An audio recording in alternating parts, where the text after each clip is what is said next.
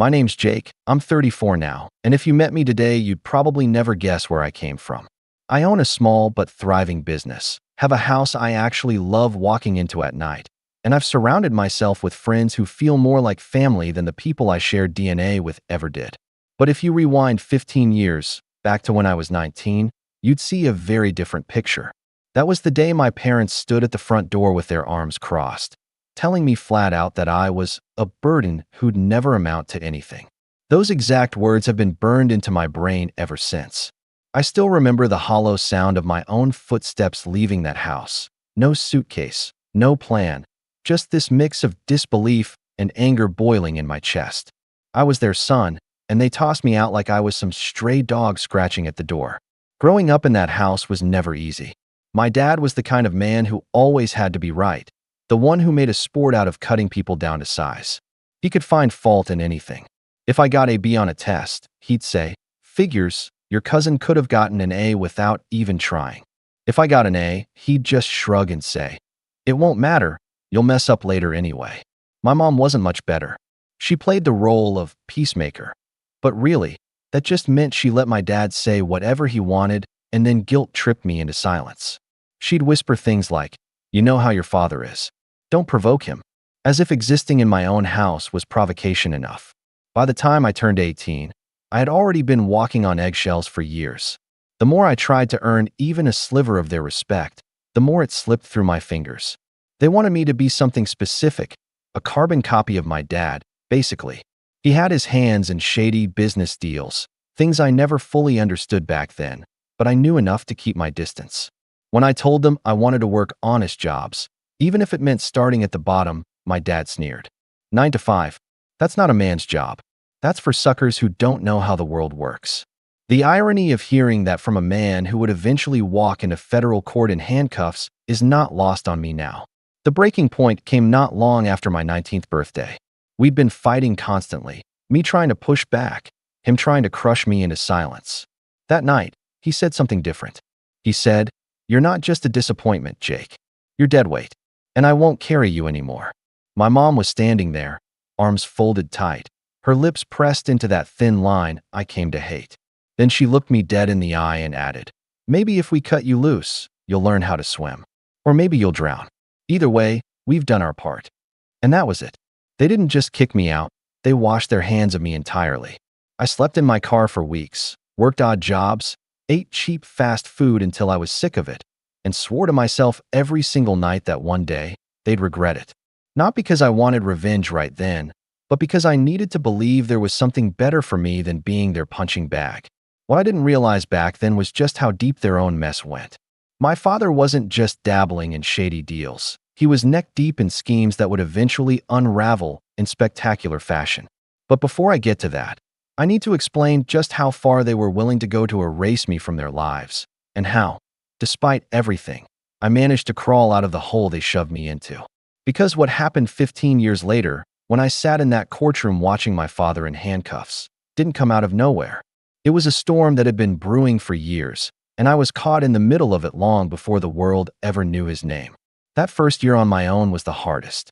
I took whatever work I could find, stocking shelves at a grocery store, sweeping floors at a mechanic's shop, hauling boxes in a warehouse. My dad had drilled it into me that I'd never amount to anything, and some nights, when I was too tired to even keep my eyes open, I almost believed him. But then there were moments, tiny ones, that kept me going. Like the first time a manager actually said, "Good work today," or when I had enough saved to buy more than just gas station sandwiches. They were small victories, but they felt like proof that maybe I wasn't the useless burden my parents said I was. The real sting came when I'd hear about family gatherings I wasn't invited to. My cousins would post pictures online, everyone smiling around the table, inside the house I grew up in. My room, I later found out, had been converted into my dad's home office, which was really just a front for whatever crooked operation he was running at the time. To them, it was like I never existed. I remember staring at one picture, my dad at the head of the table, laughing with a glass of wine in his hand, and thinking, he looks so proud, but never of me. It wasn't until a few years later that I started hearing whispers. A former neighbor mentioned to me in passing that my dad's business had taken a strange turn. Another relative hinted that he was moving money in ways that didn't make sense. I brushed it off at first, thinking it was just more family drama. But deep down, I knew my father well enough to recognize that he wasn't the kind of man who played fair. And then, years later, I got the call that confirmed everything. My father had been arrested. Fraud, embezzlement, schemes so tangled it made my head spin just reading about them in the news. The man who told me I'd never amount to anything, the man who chose his shady empire over his own son, was now the one being dragged into court like a criminal. And I sat there in the back of that courtroom, watching him shuffle in with shackles around his wrists, and I couldn't stop the thought that echoed in my head. This is the very scheme he chose over me. But that was only the beginning. Because prison has a way of humbling people, or at least making them desperate. And it didn't take long before my phone started ringing with calls from a number I never thought I'd see. My father, behind bars, begging me for help. And that's where things really started to get complicated. When I think back to my teenage years, before the night they finally kicked me out, I realized the signs were always there. My dad never really saw me as his son, more like a failed experiment he couldn't wait to scrap. But what stung the most wasn't just his constant belittling. It was the way he openly favored my younger brother, Mark. Mark was 2 years younger than me, and to hear my parents tell it, he was the golden child, the shining example of what a son should be. Every little thing Mark did was put on a pedestal.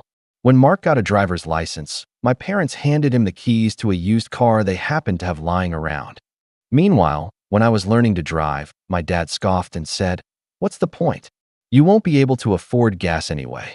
At birthdays, Mark's gifts were thoughtful, expensive things: headphones, new clothes, the latest game console. My gifts, when they remembered, were usually a plain envelope with a $20 bill inside, like they were doing me a favor keeping it that simple. The worst part was that Mark knew it too, and he leaned into it. He'd smirk at me across the table whenever Dad praised him. He didn't have to say anything. The look said it all. "I'm the son they wanted, and you're not." Mom had her own way of twisting the knife. She'd tell me I was too sensitive, that I shouldn't compare myself to my brother. "We love you both the same," she'd say, but it was in that clipped tone that made it sound more like an obligation than the truth. Then she'd turn around and gush over Mark for passing a test with a B-, while I had to practically wave my report card in front of her face just to get a nod when I brought home an A. There was one dinner that sticks out in my memory, and honestly, it was the moment I started realizing I was never going to win in that house. I was about 17, and I had just gotten my first paycheck from a part-time job at the local grocery store. I was proud. I had worked hard, bagging groceries until my back hurt, and I came home excited to show them that I was earning my own money. I thought maybe, just maybe, my dad would see I wasn't a burden after all. I laid the check on the table and said, "Look, I got paid today." My dad glanced at it, smirked, and said, $50? You want a medal for that?" Then he turned to Mark, who had just been talking about how he planned to join Dad in the business someday. Dad's face lit up. "Now that's what I'm talking about. That's a son with ambition." I sat there with my untouched plate in front of me, my cheeks burning while the rest of the table laughed along with him. That check, the first proof that I could stand on my own 2 feet, became a punchline. It wasn't just favoritism, it was manipulation, too. My dad loved to pit me against Mark, almost like it entertained him. He'd say things like, "You know, if you were more like your brother, maybe you wouldn't be such a disappointment." Or he'd call us both into the living room and test us with ridiculous questions about his line of work, praising Mark when he parroted back what he'd overheard and rolling his eyes when I said I didn't care about that stuff. The truth was, I didn't want any part of it. Deep down, I knew my father's world was rotten, and the last thing I wanted was to get dragged into it. But the manipulation wasn't limited to competition. He also had this way of dangling approval in front of me like a carrot on a stick. One time, he told me, "Jake, if you help me out with a couple of small jobs, maybe I'll think about getting you a car." The jobs turned out to be running envelopes across town, no questions asked. I didn't know exactly what was in them, but I had a sinking feeling it wasn't something innocent. When I hesitated, he snapped, "Do you want to be a man or not?" I ended up refusing, and from that day forward, he used it as ammunition. Anytime we fought, he'd say, "You could have had a car, you could have had an easy life, but you were too weak." Mom wasn't innocent in all this either. She had her way of making me doubt myself. Whenever I tried to stand up to Dad, she'd pull me aside later and say, "Why can't you just let things go? You know how he is." It wasn't advice, it was conditioning, teaching me that my role was to endure, to absorb, to keep the peace by sacrificing myself. And when I finally hit my breaking point, when they threw me out at 19, she didn't shed a tear. She didn't even look sad. She just stood there, arms folded, as if she'd been waiting for that day as much as Dad had. Years later, when I think about those moments, I realize how deliberate it all was. They didn't just mistreat me out of habit. It was a choice, over and over again. Every sneer, every dismissal, every time they lifted Mark up while grinding me down. It wasn't just about who I was, it was about control. And for a long time, I let myself believe maybe they were right, that maybe I was the weak link. But I carried those memories with me after they kicked me out. They fueled me when I was working long hours, when I wanted to give up, when I questioned whether I'd ever be more than the burden they called me. And as I pieced together a life on my own, I started to realize something. Their favoritism and manipulation weren't signs that I was broken. They were signs that they were terrified I might grow into someone who didn't need them. What I didn't know back then was that Mark, the golden child, was being groomed to take part in my father's schemes. And when those schemes started unraveling years later, my family's perfect little structure collapsed with it. But the seeds of that collapse, the cracks in the foundation, were there all along, in those dinners, those arguments, those cold stares. And I would soon see just how far they were willing to go when everything started falling apart. The real fracture in my relationship with my family came a couple of years before they finally kicked me out, but at the time, I didn't realize how deep it went. It was the moment I learned that betrayal wasn't just something my parents were capable of, it was something they were willing to use as a weapon against me if it suited them. I was 18, trying to keep my head down and finish high school. I had managed to save a bit from my grocery store job, tucking away a few dollars here and there with this dream that maybe I could put it toward college. I wasn't thinking Ivy League or anything fancy, just community college, something to prove to myself that I had a chance to build a life outside of my dad's shadow. It wasn't much, barely a few $100s, but to me, it was everything. That money represented hours of bagging groceries, blistered hands from hauling carts, and skipped meals so I could put a little extra aside. One evening, I came home and went to check the small envelope I kept hidden in my dresser drawer. It was gone. At first, I thought I had misplaced it, that maybe I'd moved it without remembering. But when I asked my mom if she had seen it, she froze. Her face didn't give much away, but her silence told me everything. I pressed her, and finally, she sighed and said, "Your father needed it." I couldn't believe it. Needed it. That was my savings. For school. I was shaking, my chest tight, my voice cracking in a way I couldn't control. She just shrugged, as if it wasn't a big deal. "Jake, it's family money. You should be happy to contribute. Your father has bigger responsibilities than you do." When I confronted my dad later that night, he didn't even deny it. He sat there in his chair, flipping through some paperwork, and said casually, "Consider it an investment. You'll benefit when things pay off." I lost it. That was my money. I worked for that. He looked up at me with this cold, amused expression. "And I worked for this family your whole life. You think you're entitled to hoard a few bills while I keep the lights on? You should be thanking me for showing you what real responsibility looks like." I stormed out of the room, but not before Mark chimed in, smirking from the couch. "Guess you should have hit it better." He was laughing, like it was a game. I can still hear that laugh ringing in my ears. That was the first time I felt something inside me snap. It wasn't just the theft of my savings. It was the complete disregard for my effort, my dreams, my independence. They didn't just take my money. They stole the possibility of escape I had been clinging to. For days afterward, I walked around in a haze, replaying it in my mind, wondering how a father could look his son in the eye and call theft a lesson. And it wasn't the last betrayal. A few months later, I found out my father had used my name, without my knowledge, to open a small credit line. I only discovered it when I got a letter in the mail about a missed payment. My stomach dropped as I read it, and when I showed it to my mom, she brushed it off with that same infuriating calm. "It's nothing serious. Your father's handling it." But it was serious. My name, my credit, my future. He had signed me up for debt without even telling me, and when I confronted him, he laughed in my face. "Paperwork is paperwork. Don't act like it matters. You've got no future without me anyway."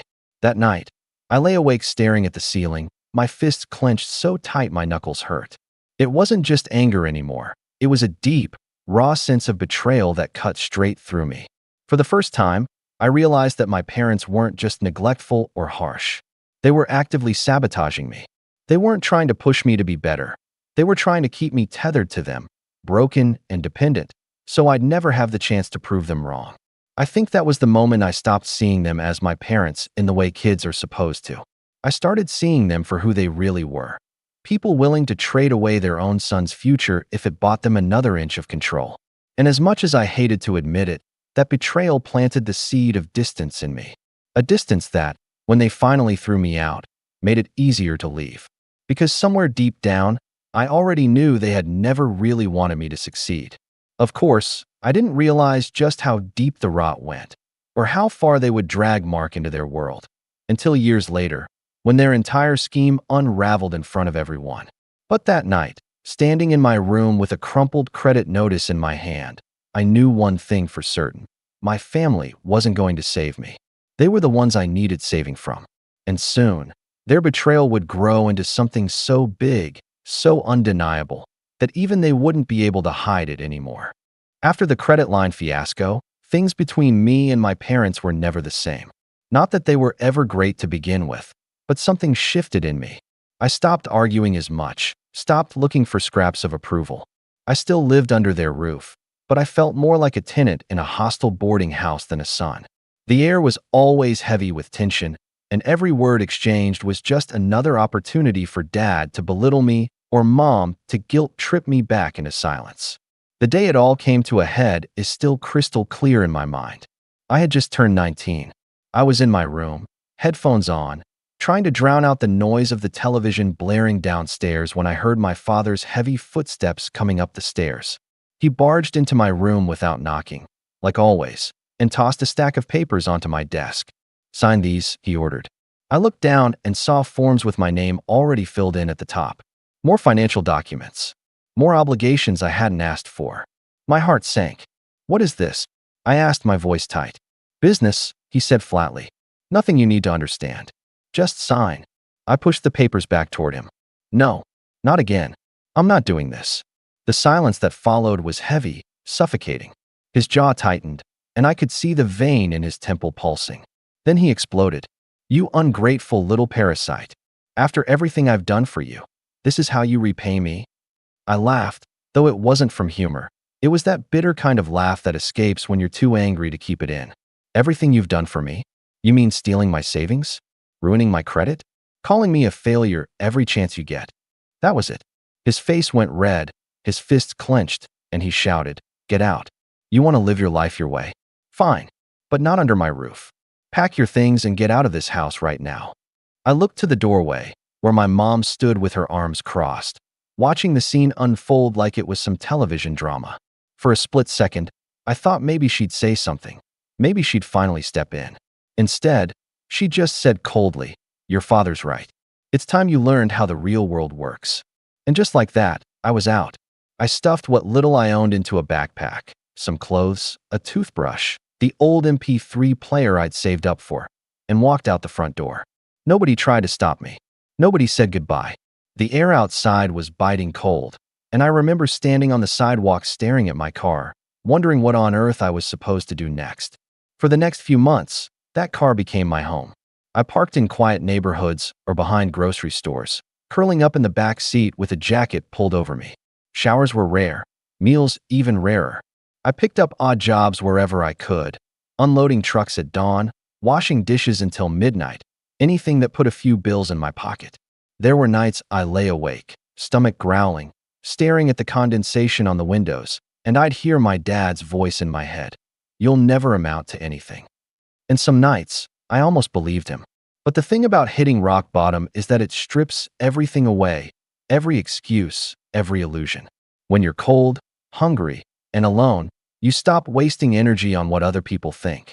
You start clinging to the smallest bits of progress, because they're all you have. I'll never forget the first time I walked into a diner after getting paid for a week's work at the warehouse. I had enough for a real meal: eggs, toast, even a cup of coffee. It was nothing fancy, But as I sat there in that cracked vinyl booth, sipping coffee that tasted like burnt water, I felt something I hadn't felt in years: control. It was my money, earned honestly, and no one could take it away. That feeling became my lifeline. Every shift I worked, every paycheck I cashed, I reminded myself, this is mine, not theirs. Slowly, painfully, I started piecing together a life. I found a tiny room to rent, barely big enough for a mattress, but it was mine. I bought secondhand clothes that weren't hand-me-downs from Mark. I started to imagine a future where I didn't have to carry the weight of my parents' contempt. But even as I worked toward building something for myself, the bitterness stayed. I'd walk past families in the street, parents smiling at their kids, kids laughing, and feel this ache in my chest. Why couldn't I have had that? Why did I have to claw for scraps while my brother was showered with praise? The anger became fuel, pushing me forward, even on the nights when exhaustion threatened to drag me down. I told myself one thing, over and over: I may be at rock bottom now, but I will climb out. And when I do, they'll see. They'll see exactly what the burden they threw away is capable of. What I didn't realize at the time was that while I was struggling to survive, my father was digging himself, and Mark, into a pit far deeper than mine. A pit that would eventually drag the whole family into the spotlight and set the stage for the day I'd watch him shuffle into a courtroom in handcuffs.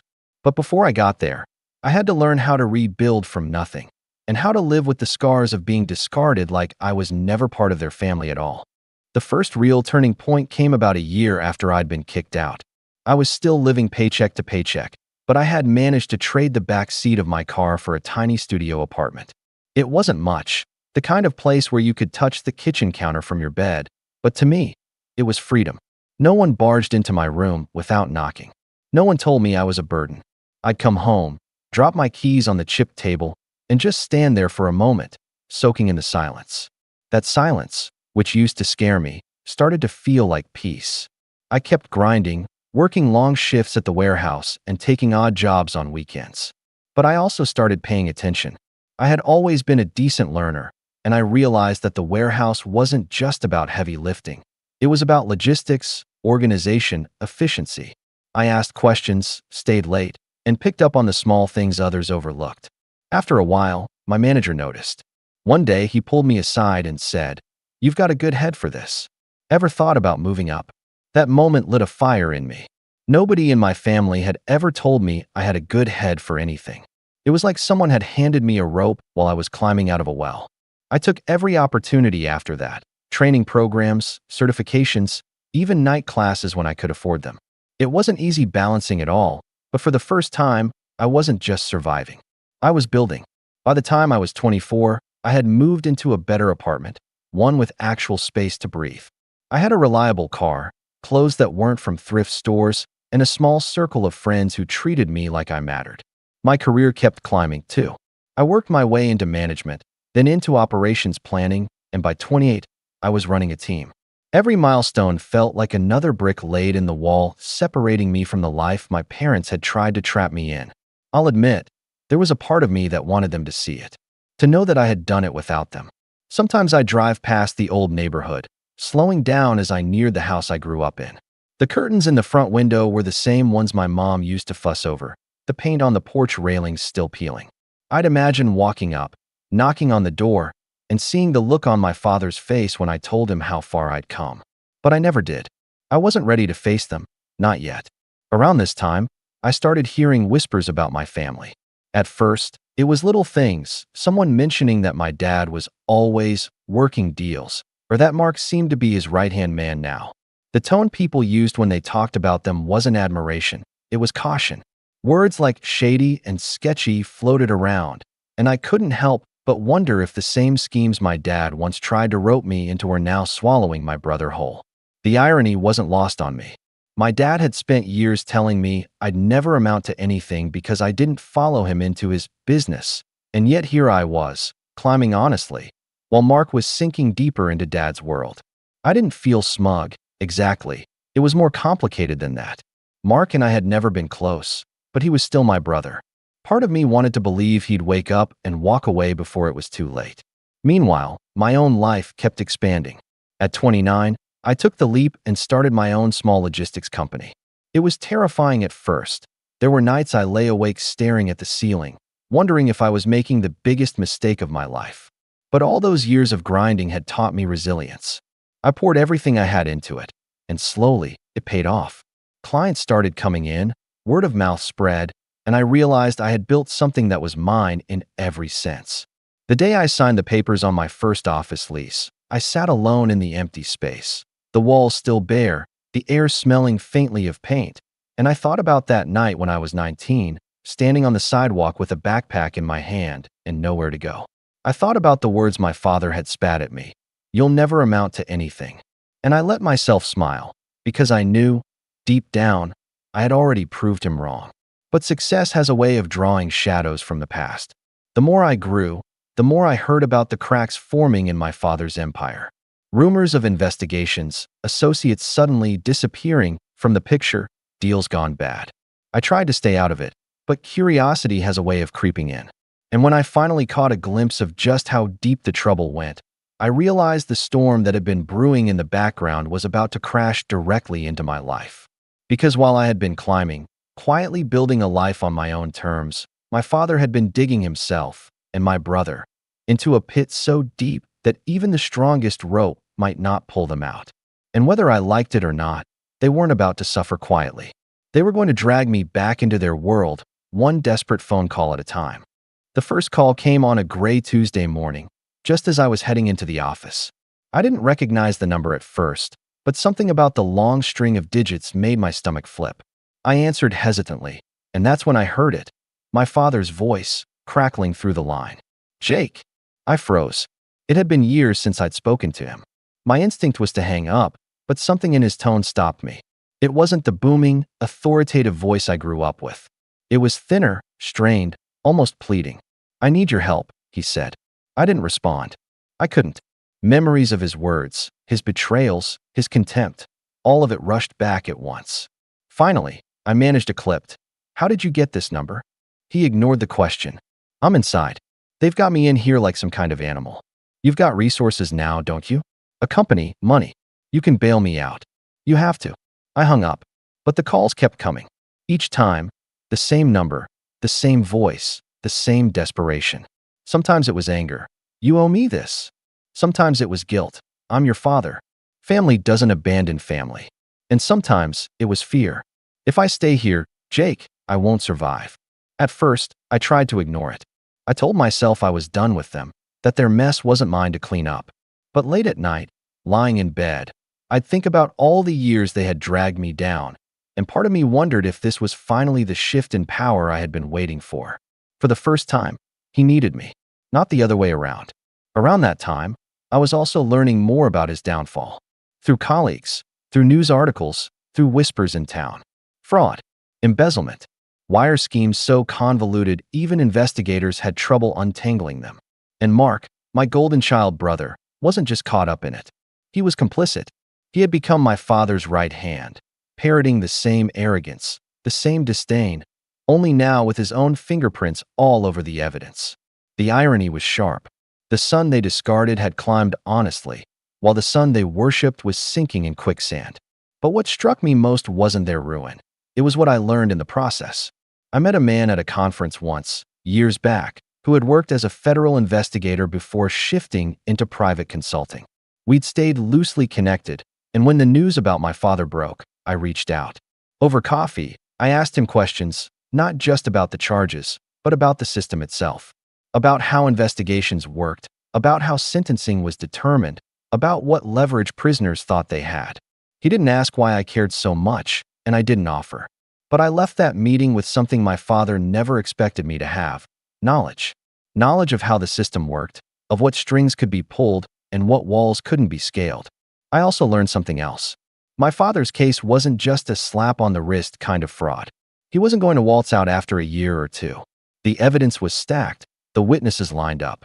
He had been sentenced to 5 years, and that was a mercy.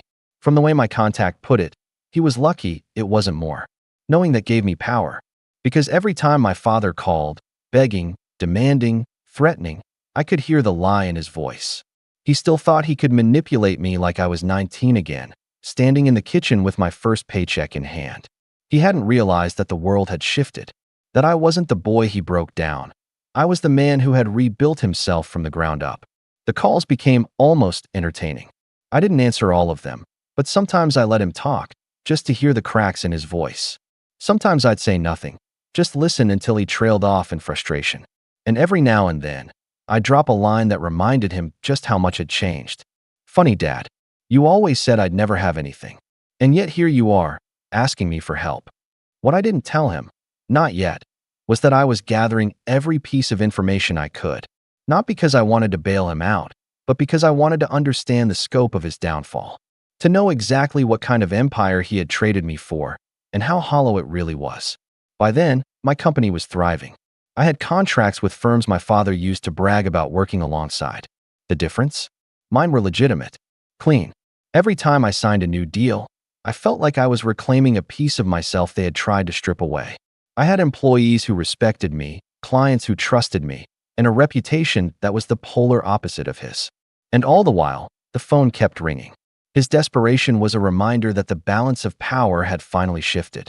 He had shackles on his wrists and bars between him and the outside world, while I held the one thing he could never control: choice.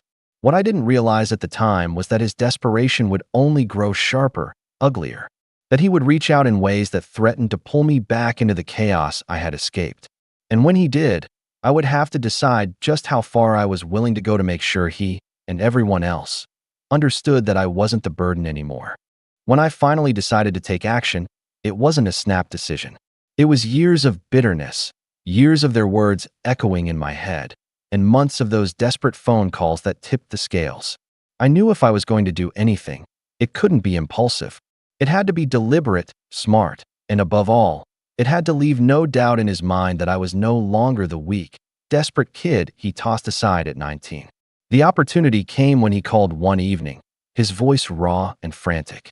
"Jake, listen to me. I can't stay in here. You don't understand, these people." His voice broke into a cough. "You've got money now. You've got connections. Pull some strings. I'll make it worth your while." I let him rant until he ran out of breath. Then, calmly, I said, "Worth my while? Dad, you already made your choice years ago. You traded me for your schemes. Now you want me to clean up the mess you drowned yourself in." There was silence, and then the familiar sharpness returned. "Don't you dare talk to me like that. I built this family. Everything you have is because of me." That was the moment I knew exactly how I'd handle it. See, by then, my company had landed a major contract with a client I knew my father had once tried, and failed, to swindle. They respected me because I did things the right way, because I ran my business with integrity, the very thing he always mocked me for. I decided to lean into that. The next time he called, I told him, "Funny thing, Dad. I just signed a deal with Westbrook Logistics. Remember them? The ones you always bragged you were this close to locking down." I could hear the shift in his breathing. He remembered. "They're my clients now," I said, my voice steady. "They wanted someone reliable, someone who could deliver. So they came to me." For once, he didn't have a quick retort. The silence on the other end was heavier than any insult he'd ever thrown at me. But I didn't stop there. Over the next few weeks, I made sure word of my success filtered back to him. Mutual acquaintances, old family connections. I let them know how well I was doing, and I didn't hold back the details. The contracts, the growth, the respect I had earned. And every time, I knew it would make its way into that prison, where he sat powerless, listening to stories of the son he had called worthless becoming everything he swore I'd never be. The final stroke of my revenge was subtle but cutting. He called again, more desperate than ever, saying, "Jake, you're my son. Family sticks together. Please, just help me get out of here." This time, I didn't hang up. I let him talk, let him plead, and when he finally ran out of words, I spoke softly. "Do you remember the night you threw me out? You said I was a burden who'd never amount to anything. You shut the door on me without a second thought." I paused, letting the silence stretch. "Now the door's shut on you, and I'm the one holding the key, but you'll never get it from me." He tried to interrupt, but I didn't let him. "You taught me a lot, Dad. You taught me what betrayal feels like. You taught me how it feels to be discarded. And now, you get to live with the consequences of your own choices. I don't owe you a thing." And then I hung up. It wasn't loud, it wasn't flashy, but it was the most powerful thing I'd ever done. For the first time, I wasn't reacting to his control, I was defining the terms. My revenge wasn't about shouting or slamming doors, or even vengeance in the dramatic sense. It was about living my life in a way that proved him wrong every single day and making sure he knew it. And from that point on, every time his calls came in, I let them ring. Because the silence of me not answering, was the sweetest revenge of all. But the story doesn't end there. My father wasn't the kind of man to accept silence gracefully. And as his desperation grew, so did the lengths he was willing to go, dragging Mark and my mother deeper into the chaos. That was when things took a darker turn, and I had to decide if cutting them off was enough, or if I needed to burn the bridge completely. The fallout came quicker than I expected. For months, I ignored his calls, each one more frantic than the last. At first, his messages were still wrapped in that old arrogance, demanding I help him because family is family. But as the weeks turned into months, the bravado cracked. His voice grew thinner, more desperate, until finally he was just another man in a cage, begging for mercy. But my father wasn't the only one who paid the price. Mark, my golden child brother, was pulled directly into the blast radius of Dad's schemes. The investigators didn't just stop with my father, they dug into his closest associates. And Mark, who had strutted around for years parroting Dad's arrogance, found himself facing charges of his own. Fraud, conspiracy, aiding and abetting. He had been so busy playing the role of heir apparent that he never realized he was also a pawn. When the news broke, I sat in my office with the article pulled up on my laptop. The headline screamed about the family scandal, listing my father and brother by name. I read it twice, slowly, letting every word sink in. For years, they had flaunted their power over me, and now their names were plastered across the screen for the world to see, not as powerful men, but as criminals. My mother tried to reach out once, after Mark's sentencing. Her voice on the line was trembling, not with guilt, but with entitlement. "Jake, you have to understand. Your father and brother made mistakes, but they're still family. You can't turn your back on us now." I almost laughed. Now? You turned your back on me 15 years ago. The difference is, I built something out of the wreckage. You chose to stay in it. She tried to argue, tried to guilt-trip me the way she always had, but I didn't let her finish. I told her what I had told my father. "I don't owe you a thing." And then I ended the call. That was the last time I ever heard her voice. The years that followed were strange. On one hand, there was a part of me that mourned what could have been, a family that supported me, parents who believed in me, a brother who saw me as more than competition. But that part grew smaller with time, replaced by a deeper sense of clarity. I hadn't needed them to become who I was. In fact, I had become who I was because I had broken free. The final piece of closure came when my father was released.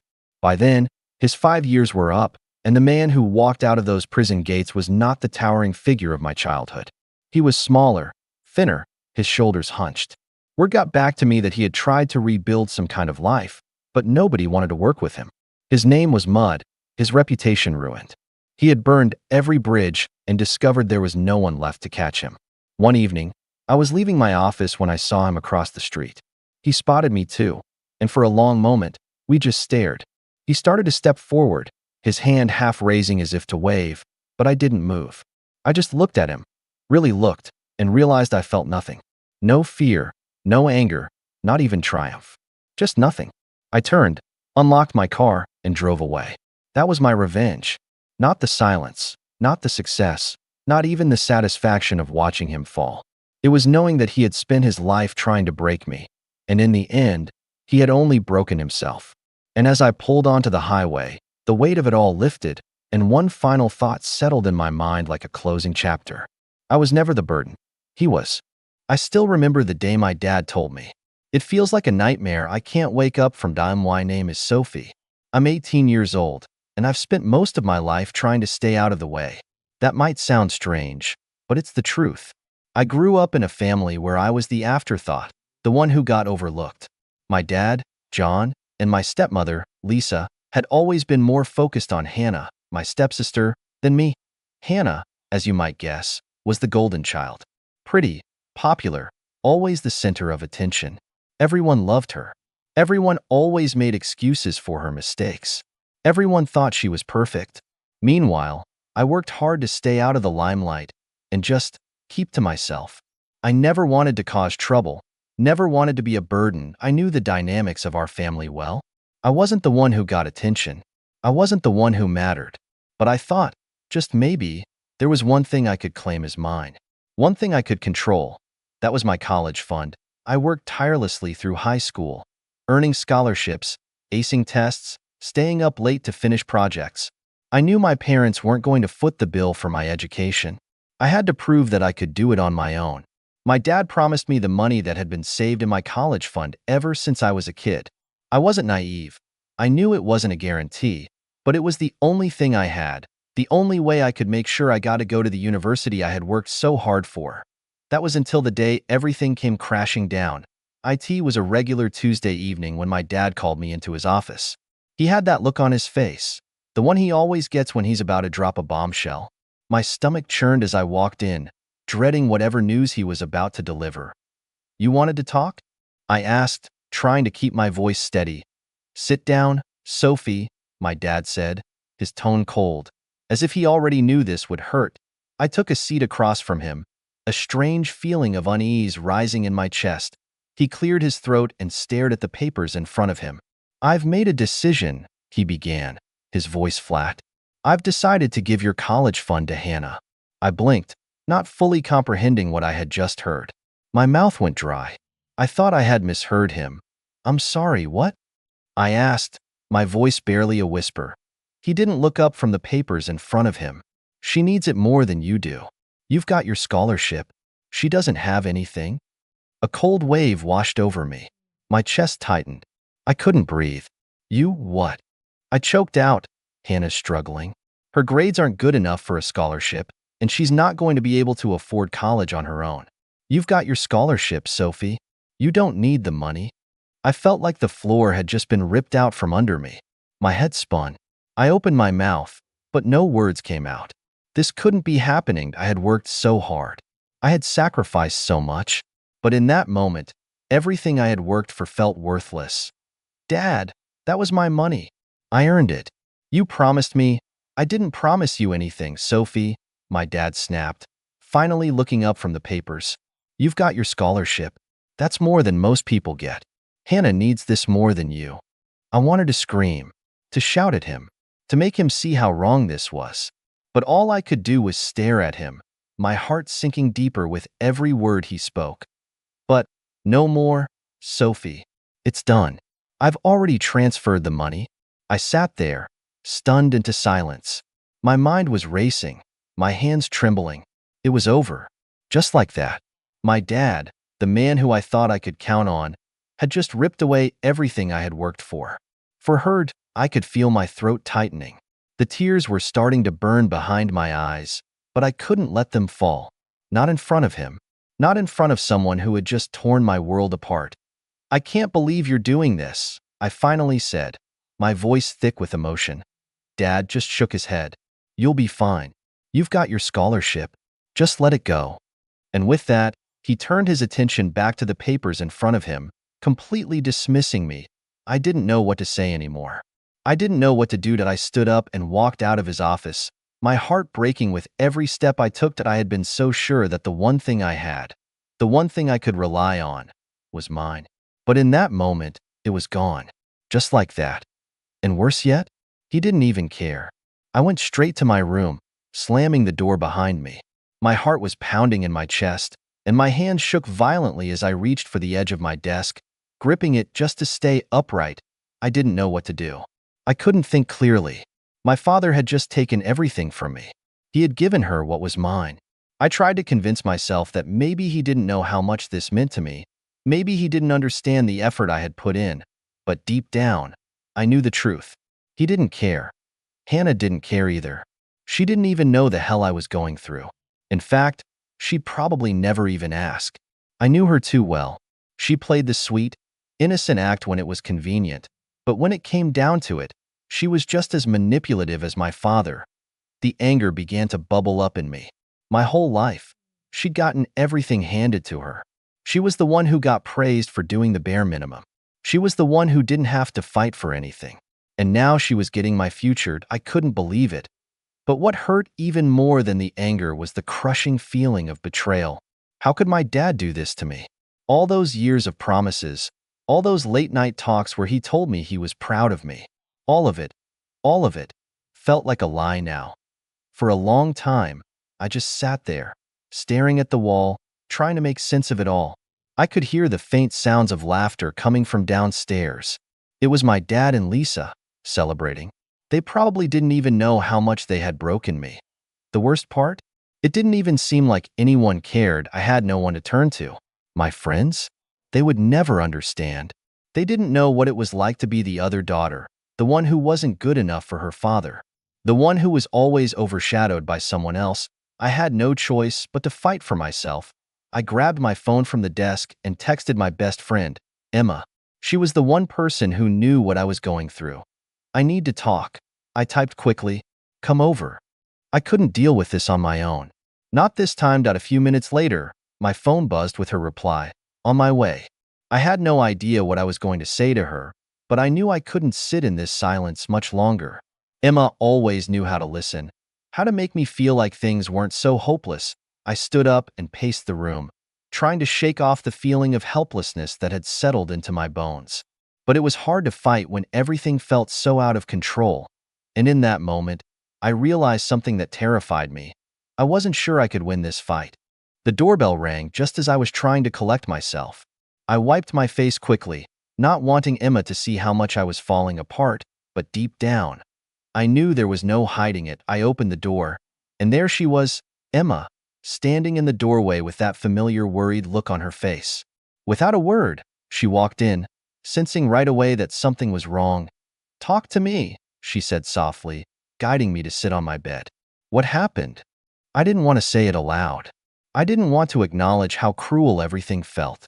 But as soon as I saw her face, I knew I had to. My dad, I began, my voice trembling. He gave my college fund to Hannah. He said she needed it more. Emma stared at me, her eyes widening in disbelief. What? Are you serious? Yeah, I whispered. He said I didn't need it because I have my scholarship, and that she's struggling, so she gets everything. Emma sat there in stunned silence for a moment. I could see the anger building up in her jaw tightening, but she didn't say anything right away. She just sat with me, letting me process. How is that even possible? She finally asked. That's your money, your future. Doesn't he see that? I shook my head, the weight of everything crashing down on me again. He doesn't care. He never cared. I was always the backup plan. Hannah was always the priority. And now, it's like none of that matters. Have you talked to him since? Not really, I said, wiping my eyes. I couldn't. He just brushed me off, told me to let it go, like it was no big deal. Unbelievable, Emma muttered, crossing her arms over her chest. This is messed up, Sophie. You worked your butt off for this, and now he's just handing it over? I nodded, feeling the sting of betrayal all over again. It feels like everything I've done doesn't matter, that I don't matter. Don't let him get away with this, Emma said firmly, her voice full of fire. This isn't right. You can't just let him ruin your future. I looked at her, exhausted. But what can I do? I don't even know where to start. He's already transferred the money. It's gone. And Hannah's never going to give it back? Maybe not, she agreed. But you can still fight. There's got to be something you can do. You have to make him realize what he's done. I wanted to believe her. I wanted to feel like I had a chance, like I could fix this somehow. But deep down, a voice kept whispering that it was too late, that there was no turning back from this. Before I could respond, I heard footsteps on the stairs. My heart sank when I saw Lisa's shadow in the hallway. I shot a glance at Emma, but she didn't seem surprised. We both knew what was coming. Lisa knocked lightly on the door before entering. She smiled at me, that plastic, fake smile she always wore around me. Sophie, she said in that sweet voice, the one that never reached her eyes. We're all so happy for Hannah. She really needs this, and we're glad we could help. My stomach churned. Yeah, I'm sure you are. She didn't catch the sarcasm in my tone. Of course. I know you're disappointed, sweetie, but you have to understand. It's for the best. Hannah's future is at stake. And you've already got that scholarship. You don't need the extra money. I wanted to scream at her. I wanted to tell her what a horrible person she was. But instead, I just sat there, biting my lip until I tasted blood. Thanks for stopping by, I said flatly, trying to keep my voice calm, even though it felt like my whole world was crumbling. Emma shot me a sympathetic look, but Lisa didn't notice. She was too busy basking in her own sense of righteousness. I'll be in the kitchen, Lisa said, still wearing that fake smile. Just wanted to make sure everything was okay. Let us know if you need anything, sweetie. As soon as she left the room, I collapsed back onto my bed. Emma sat next to me, her hand on my shoulder, but even her comfort couldn't shake the cold, hollow feeling that had taken over. It was like the air had been sucked out of the room. I can't just let this go, Emma, I said quietly, but I don't know what I'm supposed to do now. For a long moment, neither of us spoke. Emma just sat next to me, her hand still resting on my shoulder, offering what little comfort she could. The silence between us felt heavy, suffocating even. I could hear the faint sounds of laughter and chatter coming from downstairs, my dad and Lisa celebrating their decision, oblivious to the wreckage they'd caused in my life. I felt small, worthless. All the hard work, the late nights studying, the sacrifices I had made to earn that scholarship, and for what? It felt like I'd been working towards something that would never be mine. Like I was always going to be second place, no matter how much effort I put in. I don't know what to do, I muttered, almost to myself. They're never going to take me seriously. My own dad. He's always been so focused on making Hannah happy. And now this.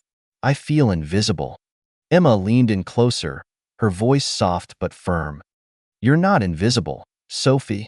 You've worked harder than anyone I know. You've earned that scholarship. And it's yours, not hers, not anyone else's. I could feel the tears welling up again, but I forced them back. I couldn't cry anymore. I didn't have the luxury of letting myself break down. Not now. I'm just so angry. Angry at him, at everything. I worked for this. For years. And they don't even see it. They don't see me. Then make them see you, Emma said, her words cutting through the fog in my mind like a sharp knife. This isn't just about money, Sophie. It's about your future. Don't let them take that from you. You've earned every bit of it, and you have to fight for it. But how? I asked, a sense of hopelessness creeping in again. They've already made up their minds. I can't change that. Emma sat up straighter, her voice growing more determined. You can. You just need to show them how much this matters. You're not just some backup plan. You have a future, and it doesn't revolve around them. You don't need their approval to succeed. Her words hit me hard, a wake-up call I wasn't ready for but desperately needed. I had been so focused on the unfairness of it all, on how badly they had treated me, that I forgot the most important thing. I had earned this, and maybe, just maybe, I could still take it back. The idea of fighting for it felt overwhelming, but I knew I couldn't let this go. Not after everything I had worked for. Not after everything they had taken from me. I'll figure it out, I whispered, more to myself than to Emma. I'll make them see. I won't let them get away with this. Emma gave me a small, supportive smile. You've got this. Don't let them make you feel like you're not worthy of your future. For the first time in hours, I felt a small flicker of hope.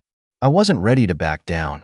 I wasn't going to let my father or Lisa, or even Hannah, steal what was rightfully mine. But as I stared at the wall, the anger slowly simmering in my chest, I realized one thing. This wasn't just about money anymore.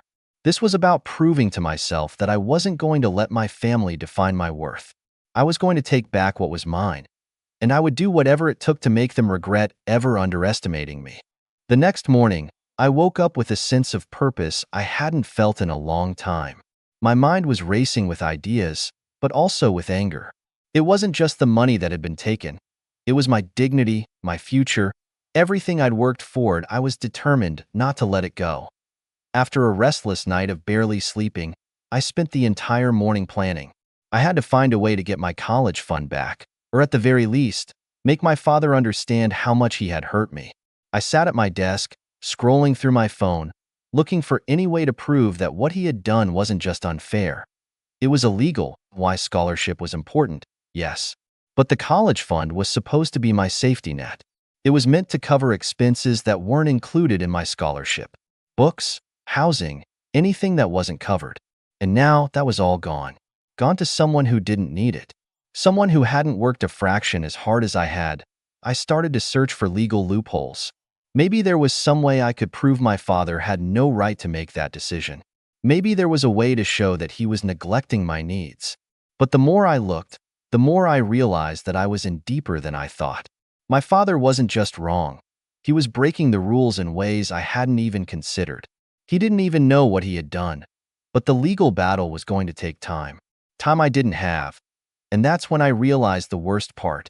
Even if I won, even if I somehow got the money back, the damage was already done. And my father would never see me the same way again. He'd always look at me as the problem child, the one who didn't fit into his perfect little family. I was always going to be second place to Hannah. I sighed and leaned back in my chair, staring at the ceiling. I had a decision to make. I could keep fighting, keep pushing, and let this destroy everything. Or I could take a different approach and find a way to make my father regret his decision without involving the LAW. IT felt like a risk either way, but I knew one thing for sure. I wasn't going to let him win. I had to outsmart him. The days passed, and I kept up the fight, but the more I thought about it, the more I realized that no matter what I did, nothing would ever be the same. No matter how hard I worked to prove my worth, no matter how much effort I put into making my father see the damage he had caused, it all felt futile. I had tried to take back what was mine, but the weight of the situation was crushing. I knew deep down that there was no winning here. Not really.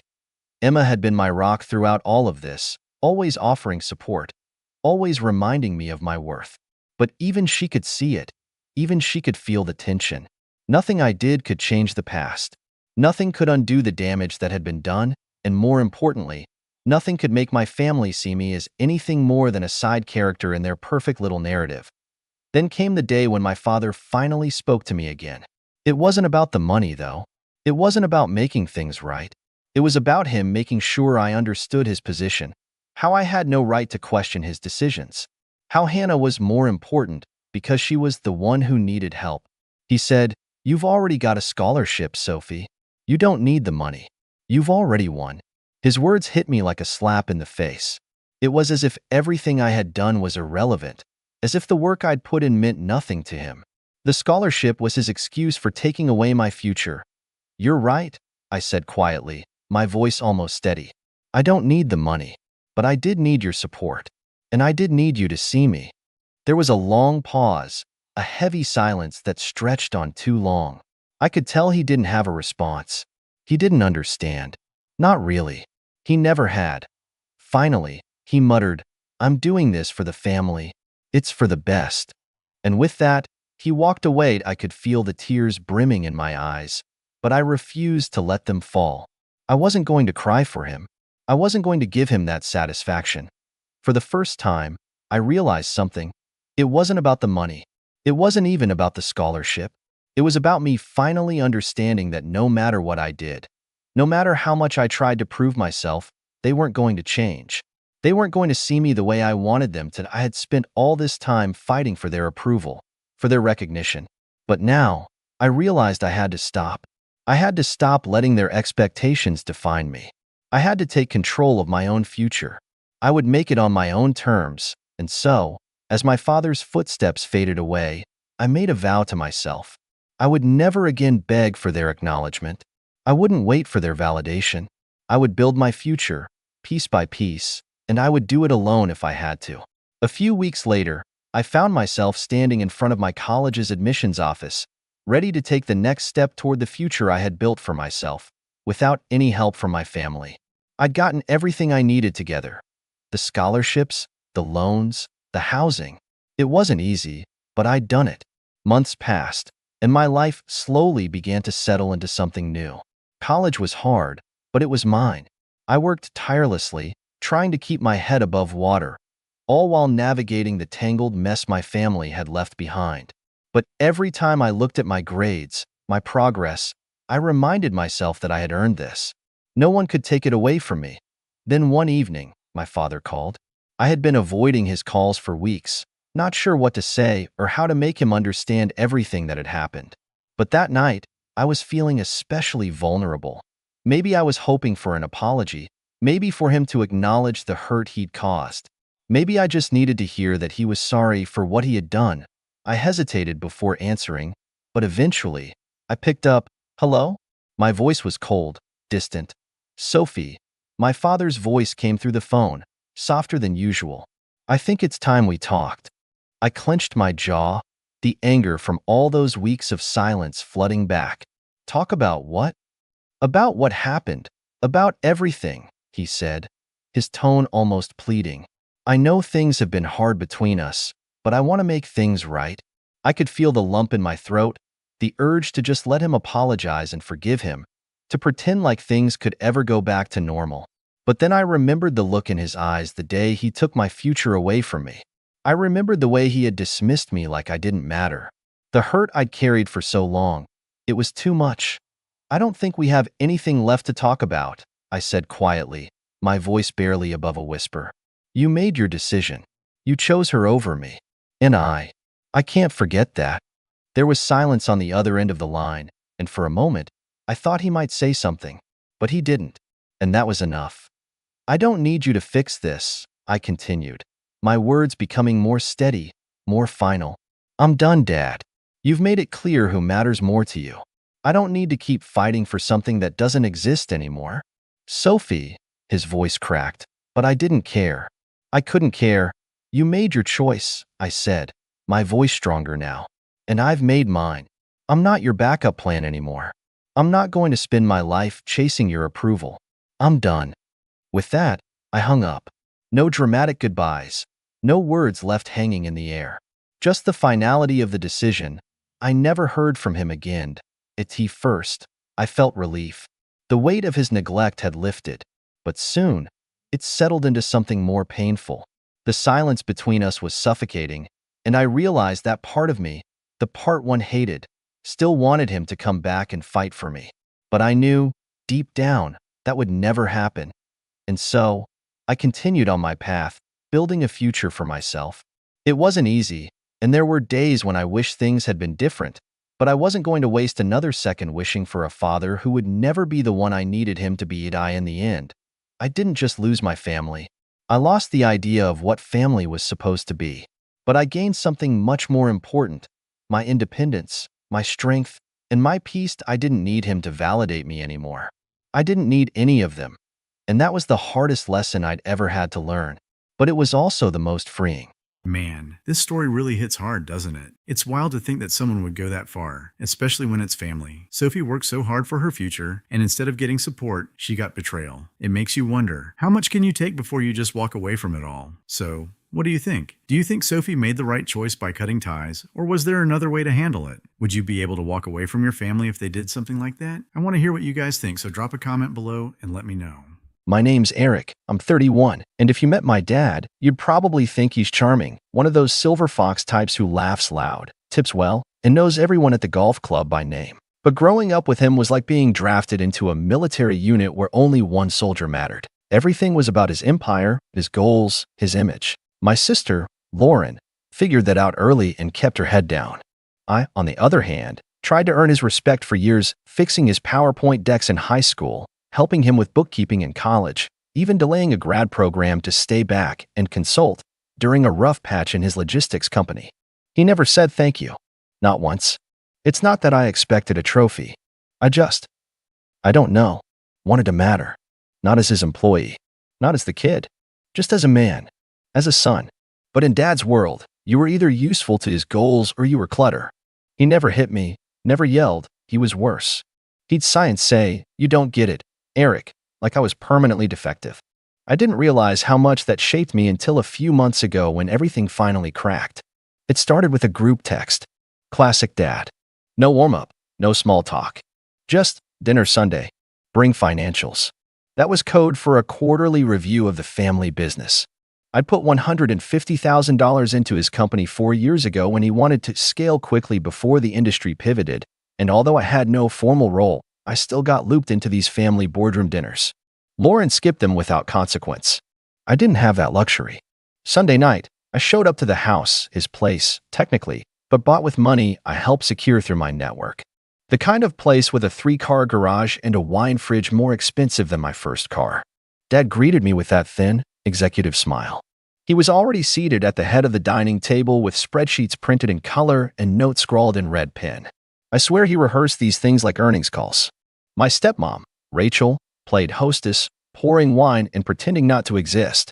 Dad barely glanced up. "Nice of you to join," he said. I was 5 minutes early. The meeting was typical, him going line by line through costs, pausing only to nitpick anything he didn't understand. I explained that a delay in international freight was due to port strikes, not mismanagement. He grunted. Then came the comment that started the slide.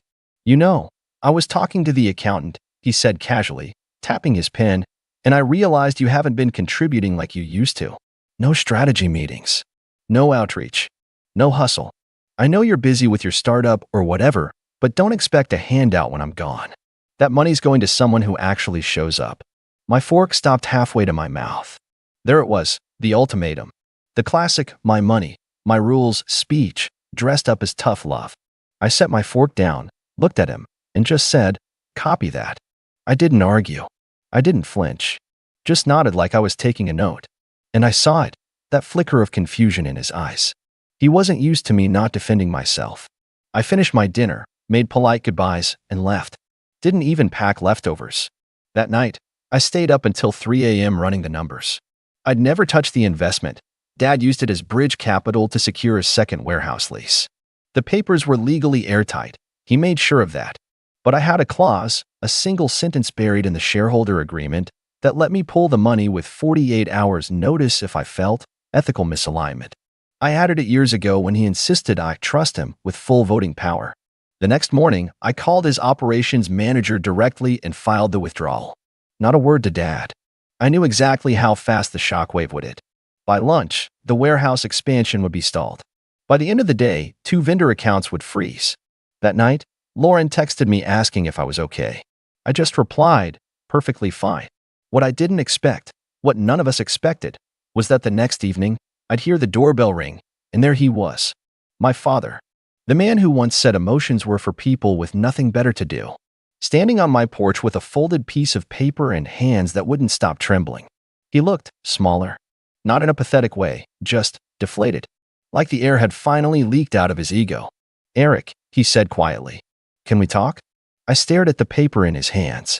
It looked like notebook paper, creased, messy, handwritten. The kind of thing you'd give to a teacher after missing a deadline. For a second, I thought it might be a legal notice, but the way he held it, no. It was something else. Something personal. I stepped aside and let him in.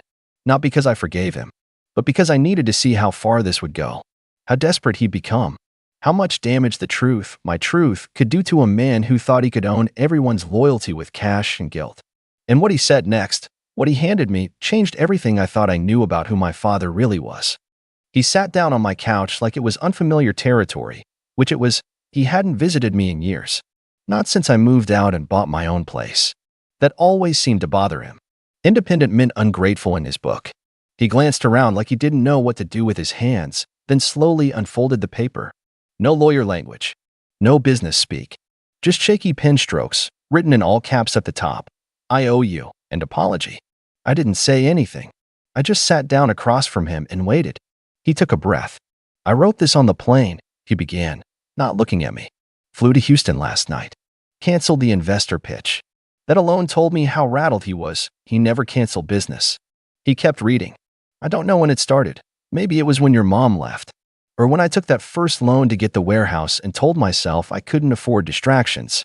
But somewhere along the way, I stopped seeing you as my son. You became leverage. A line item. A tool. And when tools stop working, you replace them. That's how I treated you." I looked at him, and for the first time, I didn't feel anger. I felt distance. Like I was watching a man grieve someone who hadn't died, but had left all the same. "I told myself I was preparing you for the world," he continued. "That being hard on you would toughen you up. But the truth is, I was afraid. Afraid that if I let my guard down, you'd see how much of this," he gestured to the house, the business, the lifestyle, "is built on fear. On debt. On deals I can barely hold together anymore. You were the only one who ever challenged me. And that scared me. He handed me the paper, finally. His fingers brushed mine, and they were cold. I looked down. There were smudges where the ink had run, either from his hand or tears. The bottom of the page simply read, "I miss the son I used to have before I turned him into someone who had to protect himself from me." For a long moment, neither of us said anything. Then he leaned forward. "I know I can't fix it with a letter. I know that. But when the accounts froze, when the warehouse stopped moving, and Rachel looked at me like I'd finally gone too far, I realized you were the only one who ever gave me something without strings. And I treated it like a bargaining chip." I studied him. He looked 20 years older than he did just 2 days ago. And the most shocking part? He wasn't trying to spin it. No pitch. No manipulation. Just a man asking to be heard. "I'm not asking for the money back," he added quickly. "I came here because..." "I'm sorry. I truly am. And if this is where it ends, if this is the last time we talk, then at least you'll know that I finally saw what I did." My heart was pounding. I hadn't prepared for this. I expected rage, threats, guilt-tripping. But this was the one move I didn't expect from him: humility. I leaned back in my chair, still holding the paper. "You think this changes everything?" I asked, not accusingly, just trying to understand him. He shook his head. "No, I think it changes something. Or at least, I hope it does." I wanted to believe him. I wanted to take that letter, fold it into my past, and tell myself this was closure. But there was still a part of me that remembered every time he ignored my birthday because he had a client dinner, every school project he dismissed, every moment he called me soft for wanting a different kind of life. That damage doesn't vanish with ink. But still, I could feel the air shift. Then my phone buzzed. A single notification. It was a wire transfer receipt from the business account. $150,000. Sent back. With the note, "No more debts between us." I looked at him. "I'm not asking for forgiveness," he said again. "I'm just trying to give back what I took." And that's when the knock came. 3 sharp raps at the door. My stomach sank. He turned, confused. I already knew who it was. I opened the door, and standing there in a slate gray trench coat and patent leather heels was Cassandra Fields, my father's general counsel. She was sharp, meticulous, and utterly fearless. The kind of person who didn't knock unless the house was on fire or someone was about to get burned. Her eyes flicked from me to my dad, who was still seated, still looking smaller than I'd ever seen him. She raised an eyebrow. "Eric," she said coolly, "I assume you've seen the report." "No," I replied. "Not yet." She let out a short breath through her nose and stepped inside without being invited. That was Cassandra, always in control. She pulled a folded document from her bag, slid it onto my kitchen counter, and said, "Internal audit flagged it this morning. Backdated invoices. Ghost vendors. Inventory never received." Dad stood up. "Cass." But she didn't look at him. "You signed off on every one of them, Gordon. We cross-checked timestamps. Your initials are all over the ledger." He froze. "That's not what it looks like." "Oh, I know what it looks like," she snapped, finally turning to him. "It looks like a CEO funneling operational funds through shell accounts to pad margins, and then using Eric's investment as a buffer when quarterly numbers didn't add up." The words landed like punches. I felt the blood drain from my face. He opened his mouth, but nothing came out. I stepped forward. "Wait, are you saying my money?" She nodded. "Was never used for the lease. It was used to cover a shortfall from an over-leveraged contract in Q2. One we now suspect was fabricated. There's more. But the board wants to speak to you, Eric. Tonight." My father sat down again, heavier this time. "I didn't. It wasn't supposed to dash." Cassandra ignored him. "They want to know how much you knew. Whether you were complicit or just collateral damage." I couldn't speak. I couldn't breathe. Because somewhere in the back of my mind, I always believed he was ruthless, selfish, controlling. But this wasn't just manipulation.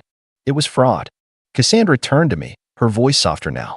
"You can help clean this up, or you can walk away. But either way, you'll need to decide fast. Legal's already circling." She handed me a flash drive. "Evidence. Backup logs. Names. You'll want to review it." Then, without waiting for a reply, she walked out. The door clicked shut like a gavel falling. I stood there, staring at my father. He looked up at me with hollow eyes. "Eric, I didn't mean for this to happen." I was shaking. From rage. From betrayal. From the weight of every decision that had led us here. "You looked me in the eye," I said slowly, "and told me not to expect a dime. While you were draining every dollar I gave you just to keep your illusion alive." He didn't answer. just dropped his face into his hands. Silence stretched between us. And then, something inside me snapped, not in anger, not even in grief. It was a final break. A clean cut. I picked up the flash drive. My hands had stopped trembling. This wasn't just about revenge anymore. It was about exposure, about legacy, and about whether I was going to be remembered as the silent son in the background or the one who finally ended the cycle. I opened my laptop. I slid the flash drive into the side port, my mind still echoing with Cassandra's words. Ghost vendors. Fabricated contracts. My father had taken my trust, my investment, and used it like a patch over a festering wound in his empire. I always thought he was arrogant, controlling, maybe even cold. But I never thought he'd risk a felony just to keep the illusion of being the guy who always wins. As the folders loaded on screen, I sat down across from him. He hadn't moved. His hands were still covering his face like a kid waiting for a punishment he already knew was coming. The screen lit up. Folder names, dates, document trails. Cassandra wasn't bluffing. There were PDF invoices labeled Vendor Logistics A3, but when I clicked them, I noticed something strange. The formatting was identical, every line item, every total, even the typos. Whoever created them had copied a template and reused it, just changing the names and dollar amounts. I opened a spreadsheet marked Internal Review, Gordon Authorization. It was a log of signatures. 37 entries in 3 months, all initialed with GM in the margin. Some were dated on weekends, some during conferences I knew he was attending in a different time zone. And one of them, one I'll never forget, was dated the exact day he took me to lunch to reconnect. The day he looked me in the eye and said he wanted us to rebuild trust. The day I almost believed him. I turned to him. "You forged some of these," I said flatly. "Didn't you?" He didn't look up. "I trusted you with more than money," I said. "You weren't just my father. You were my mentor, my example. And all this time, you were padding losses with fake numbers and dragging me into it like some dumb insurance policy." His voice was hoarse. I thought I could fix it before anyone found out. I stood up. "You mean you thought you could hide it? That you'd die before the damage hit the surface and someone else would clean up the mess?" "No," he said sharply. "I thought I could make it right before you hated me." The silence was so loud it buzzed. I grabbed my keys. He looked up suddenly. "Where are you going?" "To the board." "Eric, please. Let me come with you. Let me explain." "You've explained enough," I said. "Now I'm going to tell my side." He stood up like he wanted to stop me, but then he hesitated. For the first time in my life, my father looked afraid. I walked to the door and paused. "You once said not to expect a dime," I said, turning halfway back. "But you know what? I wasn't looking for money. I was looking for a father who didn't treat people like pawns." He didn't follow me. He just sat back down on my couch, crumpled, alone. And I walked out into the night, into the war I never asked for, but now had no choice but to fight. When I stepped into that boardroom an hour later, everything changed. The boardroom was colder than I remembered. Not the temperature, just the air. Still, clinical. The kind of space designed to make power feel permanent. I stepped inside and was greeted not with handshakes, but with clipped nods and darting eyes. There were 8 people at the long table. For executives I'd known since my 20s, 2 outside counsel, Cassandra seated beside the chair reserved for the acting board chair, and at the far end, an empty seat, my father's. I didn't take his chair. I wasn't here to replace him. I sat on the other side, placed the flash drive on the table, and said only one thing to start. "I'm not here to protect him." The room went still again. The man to Cassandra's left, Peter Rollins, CFO, cleared his throat. "Eric, you understand the gravity of what's being investigated, yes?" I nodded. "Fully. I also understand that I've been unknowingly involved." He leaned forward. "To what extent?"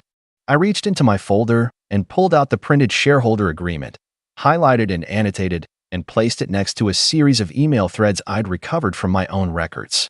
I invested $150,000 in 2020 under the assumption that it would be used for warehouse expansion. I signed over discretionary oversight to the CEO, but with the clause that I could withdraw upon ethical misalignment. The funds were misused. I exercised my right to withdraw. "And you believe the CEO, your father, used those funds fraudulently?" Peter asked. "I don't believe it. I know it. Cassandra's team confirmed it. And I have my own evidence." Cassandra slid the flash drive across the table and nodded. "We verified every document. The invoices are duplicated. The vendors don't exist. Funds were rerouted through two shell accounts under the names GL Transport Partners and RMR Shipping, both registered offshore, both connected to a now-dissolved firm previously linked to Mr. Marsh. Peter exhaled slowly. And this went on for how long? For quarters, Cassandra said. Minimum. Total misappropriated assets are currently estimated at $940,000. A murmur went around the room. One of the legal reps leaned over and whispered something to another. I didn't need to hear it to know what it was. This could bring everything down. Then Cassandra looked at me. Eric, there's something else. Something we didn't discuss earlier. I tensed. She opened a folder and slid out a single photograph. It was a blurry scan of a check made out to a name I didn't recognize. But the signature? It was mine. Your father forged your name on a check issued for $35,000 to a fabricated supplier. That check came from a pooled business account connected to your investment. The room spun for a second. I leaned back, heart thudding. So I'm legally tied to this. Yes, she said gently. Unless we separate liability now. That's what this meeting is for. Peter leaned forward again. Here's the situation, Eric. We're prepared to vote tonight to remove your father as CEO, freeze all assets under his management, and pursue civil litigation. But we need to be clear. If you want to shield yourself from any fallout, we need a formal statement, signed tonight, that you had no knowledge of his actions and that you relinquish any residual profit rights from your original investment. I paused. Meaning I never see a sin again? Correct. But you also won't face legal scrutiny, and your name stays clean. My fingers tightened around the edge of the chair. It would have been so easy to say yes, to walk away clean, to start over. But this wasn't just about saving my name. It was about ending his legacy the right way, by standing up not just to him, but to the system he manipulated, the board that enabled him, the silence that let it all fester. No, I said. Peter blinked. No. I'll sign your statement. I'll cut all ties. But I want more than distance. I want to help rebuild. Clean. Transparent. You said this board wants to survive? Then give me a seat. I'm not just his son. I'm his warning sign. And I'm the reason the audit happened in the first place. Cassandra's lips curled into the smallest hint of a smile. Peter looked around the table. One by one, the others nodded. Reluctantly, but they nodded. He tapped his pen. All right. Let's vote. The motion to remove Gordon Marsh passed unanimously. So did the motion to offer me a non-executive advisory position with a controlling vote on financial oversight. I signed the document, then slid it back across the table. And just like that, the empire my father built, stone by stone, lie by lie, started to shift. That night, I didn't go home. I drove to his house. Rachel answered the door, eyes red. He's in the study, she whispered. Hasn't moved in hours. I stepped inside. The lights were dim. I walked down the long hallway I'd grown up in, past framed photos of holidays that felt more like performance art than real memories. And there he was, seated in the same leather chair he always used when making deals. He didn't turn around when I entered. Just said, I saw the vote results. I didn't answer. He finally looked over his shoulder. They gave you a seat? Yes. And what did you trade for it? Everything you taught me to care about, I said. Reputation. Return. Revenge. He turned back toward the fireplace, voice hollow. You think you won? No, I said. I think we lost. But only one of us deserved to. He was quiet for a long time.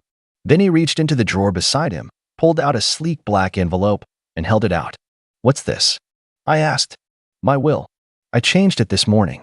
Everything that was going to you. It's gone. I took the envelope, held it in my hands, and said, Good.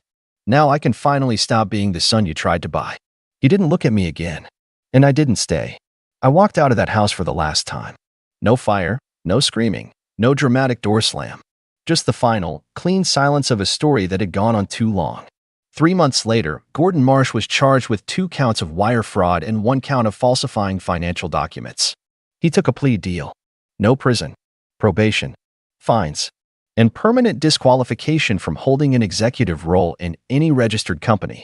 I took my seat on the board, not as a shadow, but as something entirely new. And for the first time in my life, I wasn't trying to impress anyone. I just did the work. Lauren eventually reached out, said she was proud, said Mom would have been too. I didn't cry, but I did keep the letter he gave me, the one he wrote before the fall. Not because I forgave him, but because I wanted to remember what people look like when they finally see themselves clearly. Sometimes, the apology isn't the end. Sometimes, it's just proof that even empires built on silence eventually collapse under the weight of the truth. My name's Eric. I'm 29, and up until recently, I thought I was a pretty decent brother. I wasn't exactly winning any Brother of the Year trophies. I'm not the type to remember every birthday or send long, heartfelt texts. But when it came to being there for my family, I did my part. I was the guy who always offered to help move furniture, pick someone up from the airport at 5 a.m., or pretend to like whatever suspicious meat my uncle throws on the grill at family BBQs. That kind of reliable. So when my younger sister, Amanda, 27, got engaged last year, I was genuinely happy for her. Really? She'd been dating this guy, Caleb, for about 2 years, nice enough guy. No red flags, except maybe his man bun, which he treats with more affection than I've ever seen him show to any living creature. But hey, not my relationship. If Amanda loved him, then so be it. Amanda and I were never super close. She's always had a flair for drama, and I prefer keeping things chill. But family is family, right? So when she called me last summer all excited, going on about venues and flowers and how it's going to be the most magical day ever, I told her I'd help however I could. Which, apparently, in wedding language, translates to, I'll give you money. She didn't even hesitate before she asked, Eric, do you think you could help us with the venue? She said, voice syrupy sweet over the phone. It's just, Caleb and I are kinda tight on funds. And I remember you said your bonus came in. Now, in her defense, I had gotten a bonus. I work in tech, boring software stuff. So occasionally I get those rare unicorn months where your company realizes they've been underpaying you and throw a chunk of guilt money your way. I hadn't made any grand plans for it yet. So, feeling generous, I told her sure. I'd cover the venue. Not the whole wedding, just the venue. It was a nice one too. One of those rustic barn meets luxury lodge setups with fairy lights and just enough wood paneling to make everything look expensive but still Instagram friendly. I put down a sizable deposit and paid for the rest a few weeks later. About $8,000 total.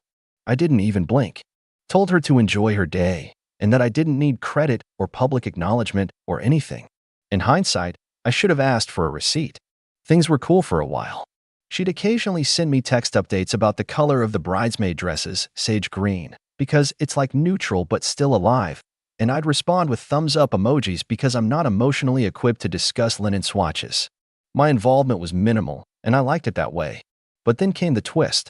About 3 months before the wedding, I noticed Amanda's tone shift. She was shorter with me in texts. Didn't invite me to her bridal shower, which she claimed was just for the girls, even though her fiancé's cousin Jared, who's definitely a guy, was there. Thanks, Instagram. When I asked about my tux or whatever I was supposed to wear, she ghosted me for a week and then replied, oh, we'll let you know soon, with a winky face, which is never a good sign. Then 2 months before the wedding, I got a call. Not from Amanda. From my mother. Eric, she said, in that voice she uses when she's about to say something insane but wants to sound like it's completely reasonable, your sister has decided to keep the wedding small. Okay, I said. How small? Well, just very immediate family. Like, very. I blinked. Mom, I'm literally immediate family. There was a pause. She just feels like you two haven't really been close lately. I wanted to laugh, but I was too confused. So she's uninviting me? She's not uninviting you, Mom said carefully. She's just focusing on people who are part of her journey right now. Her journey? What is this? The Bachelor. She just doesn't want any negative energy on her day. I was speechless for a full 10 seconds. Negative energy? I bought the freaking venue. When I reminded my mom of this tiny $8,000 detail, she got weirdly defensive. Well, that was a gift, wasn't it? No, it wasn't. It was help. For a wedding I was going to be part of. Well, it's still happening. And she really hopes you'll be supportive, even from afar. Supportive. From afar. Like a dad on a business trip Skyping into a piano recital. Needless to say, I didn't take it well. But I didn't scream or cause a scene. I said, okay. Just like that. Okay. I didn't argue. Didn't beg. Didn't send a passive-aggressive Facebook post or call my uncle to whine. Instead, I called the venue.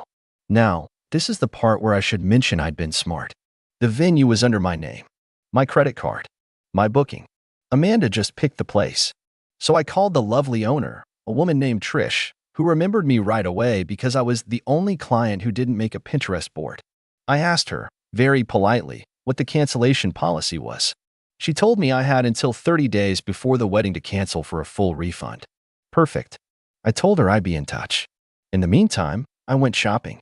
Not for a suit, but for flights. I figured if I was going to miss the magical day, I might as well have my own. I found a great deal on a solo trip to Iceland. I'd always wanted to see the Northern Lights, and the dates lined up almost perfectly with Amanda's wedding. 1 month before the big day, I canceled the venue booking. Trish sounded a little surprised but professional. I didn't give her any dramatic reason, just told her plans had changed. She apologized and mentioned she already had another couple on the wait list who'd be thrilled to take that date. I wished her well, hung up, booked my trip. I didn't say a word to my family. Now, I should have known the storm was coming, but I kind of hoped Amanda had backup plans, or at least the decency not to implode. But no, Amanda doesn't plan. Amanda assumes. So, about a week before the wedding, I start getting frantic calls from an unknown number. Turns out, it's Caleb's mom. Eric, she hisses into the phone. What did you do? I blink. I'm sorry. Who is this? This is Lori, Amanda's future mother-in-law. They showed up at the venue for the final walkthrough, and, surprise, it's booked. By someone else. I lean back on my couch, watching a rerun of a baking show and sipping a smoothie. Yeah, I canceled it. You what? I wasn't invited. I figured you didn't need my money either. Do you realize what you've done? Oh, definitely. And that was just the beginning. I got a barrage of texts from Amanda. Then from Mom. Then from Dad, who normally only texts me memes of dogs wearing sunglasses. Suddenly everyone wanted to talk to me. But I didn't answer. Because I was on a plane to Iceland. So I touched down in Iceland, cold air crisp on my face, fully layered in smug satisfaction and a very warm jacket. If you've never been, Iceland in the fall is like stepping into a live-action screensaver. Everything is either glowing green with moss or steaming like a cursed swamp.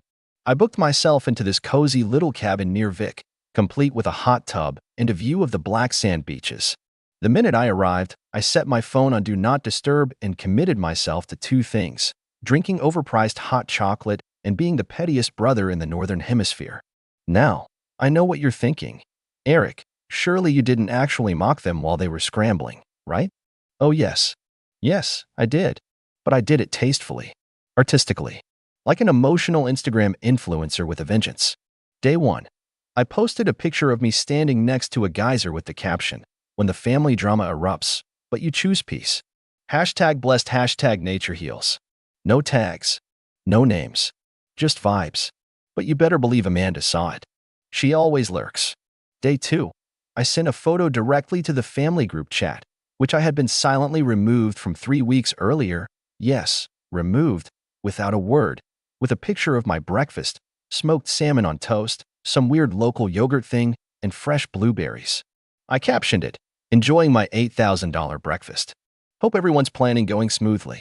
Within 30 seconds, Mom texted me privately, "Eric, that's not funny. Your sister is devastated." I replied, "She's devastated? How do you think my bank account felt when I was cut from the guest list like a reality show contestant?" She left me on read. Day 3. Amanda finally broke the silence with a text that genuinely made me laugh out loud. It read, "You are seriously ruining my life. This was supposed to be my day." And because I couldn't resist, I sent back a photo of me in the hot tub with a drink and a serene mountain view. Caption, "Still your day.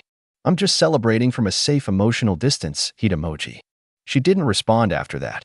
Now, while I was soaking up geothermal peace, back home things were, apparently, melting down faster than a wax figurine at a bonfire. My cousin Mia, bless her soul, is the family double agent. She's the only one who stayed neutral and occasionally sends me play-by-plays when drama unfolds. Mia texted me updates in secret like she was reporting from the front lines. So Amanda's trying to book a new venue, but everything is full or stupid expensive. Your mom tried to guilt-trip a local church into hosting the wedding. It's a hard no. Caleb's losing it.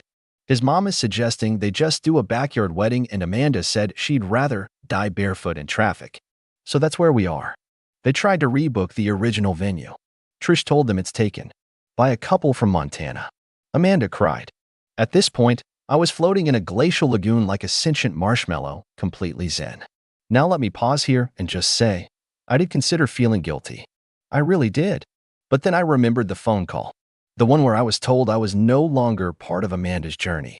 The way my mom tried to paint it like I was a threat to the energy of the event, as if I were some sort of karmic bedbug. And suddenly, the guilt? It packed its bags and left. Meanwhile, Amanda's stress had reached full tornado mode. Apparently, she started calling around to old high school acquaintances trying to find someone with a nice enough backyard or barn or abandoned warehouse, anything. One of them offered a literal horse farm with actual horses. Amanda declined because the smell would ruin the ambience. Eventually, my dad broke radio silence and texted me directly. "Son, I know you're hurt, but this is your sister's wedding. Be the bigger person."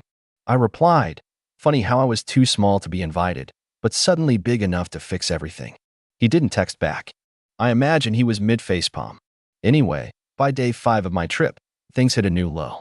Mia told me Amanda tried to book a pop-up tent in their backyard with some rented chairs, but the only available tent was bright neon green and came with inflatable walls, like the kind you see at a cheap birthday party. She refused. Caleb suggested they just elope. Amanda cried again. And me? I went on a glacier hike. Posted a video of me reaching the summit, looking over the vast icy landscape. The caption? Some people climb toward love. Others get uninvited from the wedding and climb toward peace. Either way, views are nice. Hashtag solo summit that one really ruffled feathers. I knew because the next day I got an email. An actual email. Not a text, not a DM, an email from my mom. Subject line, apology needed. It was a full-blown letter. For paragraphs. The highlights? Amanda is inconsolable. You've embarrassed the family. We just wanted to keep the event intimate. You've made your point. Now please make things right. And my favorite, it's not too late to fix this. I didn't respond. Instead, I posted a story of me trying fermented shark, which smells like expired foot, and nearly gagging. Caption, still not the worst thing I've been served this year. So, I get back home a few days after what would have been the wedding, feeling refreshed, mildly frostbitten, and spiritually 10 pounds lighter. Iceland was a dream, a hot springs, midnight sun, no screaming relatives. It was like a detox from the family drama Olympics. I was half expecting a SWAT team made entirely of bridesmaids to tackle me at the airport, but surprisingly, the place was quiet. Too quiet. No welcome back texts. No awkward guilt calls. Nothing. Which, of course, meant the storm was just brewing. The first thing I did when I got home was message Mia. So, what did I miss? Mia texted, "Oh boy. Are you sitting down?" I replied, "Yup." Mia texted, "Amanda's wedding was officially canceled. Like, no dress, no aisle, no legally binding anything. Caleb's parents pulled funding. There was a massive fight. Caleb and Amanda are on a break. Also, your mom thinks you cursed them." I had to reread that a few times to let it all sink in. Apparently, after they failed to find a replacement venue, Amanda and Caleb opted for a last-minute city hall wedding just to get the thing over with. But here's the kicker. They showed up late. Not like, oops, we hit traffic, late. Like an hour and a half late. They missed their scheduled appointment. The clerk had already gone home. You can't make this up. So the backup to the backup to the backup plan was to do a cute backyard ceremony at Amanda's friend Ashley's place. And by cute, I mean Ashley had 3 folding chairs, a golden retriever with an attitude, and one of those home goods signs that said, "Love you more." Apparently, mid-ceremony, the neighbors started mowing their lawn. Loudly. Amanda screamed. The golden retriever ran off with the veil. And Ashley's toddler started crying because he thought the officiant was a wizard. To be fair, the guy did wear a top hat. Caleb's parents, who'd already dropped several grand on catering that was now going uneaten in someone's garage, hit their breaking point and called it all off. And since the wedding never technically happened, neither did the marriage. Yup.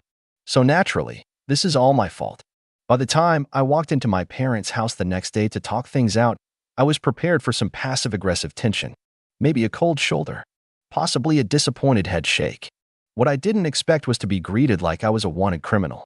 Mom opened the door with a look that said, "I've mentally disowned you," while Dad stood awkwardly behind her, holding a mug that probably said, #1grandpa, despite not being a grandpa yet. Amanda was there, too, sitting on the couch. Swollen eyes. Blanket over her shoulders like she was recovering from a shipwreck.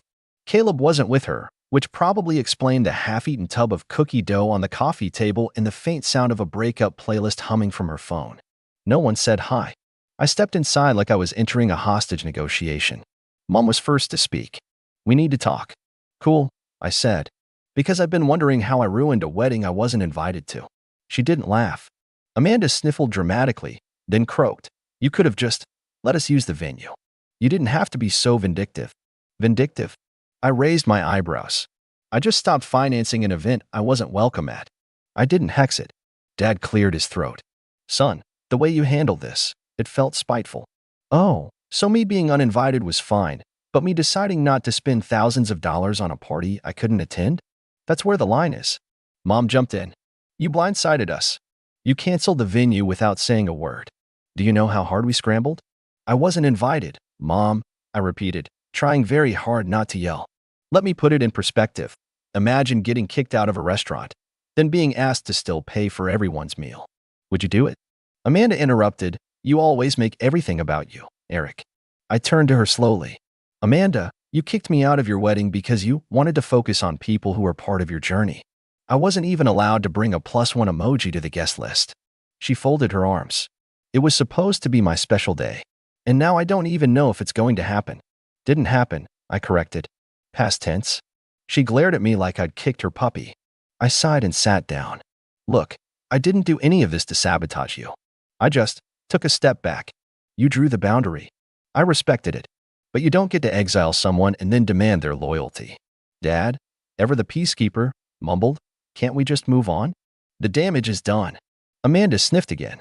The damage is done. And Eric's just sitting here acting like it's all no big deal. You mean like how you acted when you uninvited your brother from your wedding and expected him to still foot the bill? Silence. Mom pursed her lips. We didn't think you'd actually cancel it. Right. You thought I'd keep paying. Like an invisible ATM with no emotional needs. I leaned back and crossed my arms. Well, surprise. The conversation sort of fizzled out after that. No one apologized. No one really changed their stance. I left about 20 minutes later, refusing the leftover Costco muffins Mom offered me as some kind of truce. But it wasn't over. Because later that night, Amanda made a post. Oh yeah, the clause came out. A long, thinly veiled Facebook post. One of those vague, passive-aggressive essays written like a bad spoken word poem. Sometimes the people you expect to be there for you let you down in ways you never imagined. I've learned who truly supports me, and who only shows up when it benefits them. I didn't respond, but I did post a photo from Iceland. Me, smiling in front of a waterfall, holding a coffee cup. Caption, grateful for the people who actually invite me into their lives. Hashtag no refunds, hashtag no regrets. Petty? Maybe, but fair. A week later, I get a call from Caleb. I don't answer at first. I mean, the guy had about as much backbone as a cooked noodle during the entire wedding meltdown, but he follows it up with a text. Hey man, just wanted to talk. Things got messy. I think we both know that. I finally call him back the next day, more out of curiosity than anything else. Turns out, he and Amanda are officially on pause, which sounds like something you do to a Spotify playlist, not a relationship. He tells me things got complicated. She's been emotional, volatile, and hard to talk to lately, which I'm fairly certain is Caleb speak for, I want out, but I'm scared of what she'll do to my PS5. He tells me that after the backyard wedding fiasco, Amanda flipped. At everyone. Caleb's parents, her friends, the dog, yes, she yelled at the golden retriever. Then she apparently took a break from social media, which, for Amanda, is like a monk taking a vow of silence and has since been spiraling in a tornado of, why is everyone against me, vibes. Caleb, surprisingly calm, says, I don't blame you, by the way. I would have done the same thing. I just kind of nod to myself. Because, yeah, same. So that was the last I heard from him. I assume he's off somewhere regrowing his spine. Or maybe moving in with Jared, the cousin who wasn't even supposed to be at the bridal shower. Who knows? As for Amanda, she's been quiet. No more subtweets. No more tearful voicemail ambushes.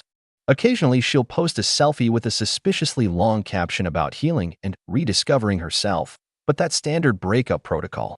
She and I haven't spoken since the couch confrontation, and honestly, I'm okay with that. My parents tried to play that we're still a family card a few times, invited me to Sunday dinner, sent me a couple of those chain texts that end with send this to 5 people who love you, but I haven't gone over since. I'm not holding a grudge. I'm just done playing the emotional ATM for people who treat me like a backup dancer in their one-woman Broadway production. Mia and I are closer than ever now, though. We joke about the wedding saga like it's a canceled Netflix show, full of drama, poor character development, and an ending nobody saw coming. Sometimes we reenact lines from the family intervention scene over a drink, complete with dramatic pauses and fake crying. Therapy, but cheaper. And me? I took the leftover money I'd been saving for a wedding gift and signed up for a photography course. Turns out I kind of have an eye for it. Iceland did that to me. Being alone, standing under northern lights with nothing but silence and snow, it shifts something in you. Helps you realize what matters. I'm not angry. Not bitter. I'm not waiting for an apology, and I sure as heck don't want back into Amanda's wedding planning spreadsheet.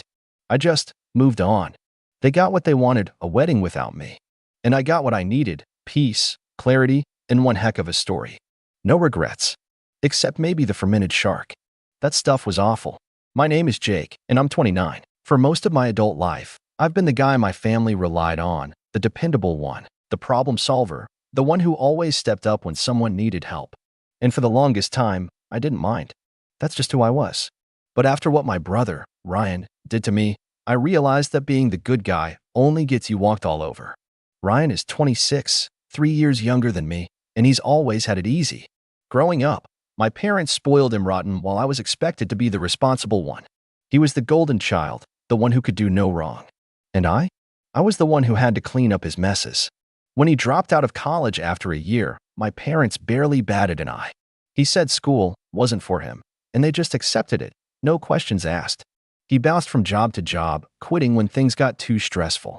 But despite his complete lack of work ethic, he always had the latest gadgets, designer clothes, and a car that was way out of his budget. And that's where I came in. See, about 4 years ago, Ryan hit what he called his rough patch. He had just lost another job and was facing eviction. My parents, who had already spent a fortune bailing him out of bad decisions, refused to help. So, like a fool, I stepped in. I had been working 2 jobs at the time, one as a sales manager during the day and another doing freelance IT work at night. It was exhausting, but I was saving up for a future where I wouldn't have to struggle. Ryan knew this, but instead of respecting it, he begged me for help. Said he just needed a little boost to get back on his feet. That boost turned into me covering his rent. And not just for a month or two. It became a regular thing. I kept paying, month after month, always believing that at some point, he'd get it together. He never did. Instead, he got comfortable. Too comfortable. I watched as he turned my hard-earned money into his personal play fund. He wasn't scraping by, he was living better than me. Fancy dinners, weekend trips, expensive sneakers, he had it all. I knew he wasn't making money on his own, but any time I confronted him about it, he'd brush me off. Relax, man. I'll pay you back when I get my big break. That was Ryan's favorite phrase. My big break. He always had some excuse for why he wasn't working a real job. One month, he was building his brand as an influencer. The next, he was getting into crypto. Then it was some half-baked startup idea that never went anywhere. And through it all, I kept paying. I don't know why I let it go on for so long. Maybe because deep down, I still saw him as my little brother, the same kid I used to protect when we were younger. But looking back, I was just enabling him. And it wasn't until one humiliating night that I finally woke up. It happened at a family dinner. It had been a long week. I was exhausted from work, but my mom insisted that we all get together at her place. These dinners were a regular thing, a way for the family to stay connected. I wasn't really in the mood, but I went anyway, figuring it would be nice to see everyone. I should have stayed home. The night started off fine. We were eating, chatting, the usual. Ryan, as always, was bragging about nonsense. This time, it was about some girl he was talking to and how she only dated high-value men. He went on and on about how some people would never understand what it's like to be successful because they settle for mediocre lives. At first, I ignored it. Ryan was always full of himself. But then he turned to me smirking. Like Jake, for example. Dude works 2 jobs just to afford basic stuff. Meanwhile, I get to live my life however I want. That's the difference between winners and losers. Losers. He called me a loser. Me, the one who had been keeping a roof over his head for years. I felt my face heat up. I let out a short laugh, thinking he had to be joking. You're kidding, right? Ryan just shrugged. I mean, it's kinda sad, don't you think? Working yourself to death while I'm out enjoying life. The room went silent. My mom gasped. My dad just shook his head. I couldn't believe what I was hearing. The audacity. The complete lack of gratitude. After everything I had done for him, this was how he saw me? I clenched my fists under the table. I could have blown up at him right then and there, but I didn't. Instead, I forced a smile and nodded. Yeah, you're right, Ryan. It is sad. And just like that, I knew exactly what I had to do. I didn't argue. I didn't yell. I just made a silent decision. That was the last month I ever paid his rent.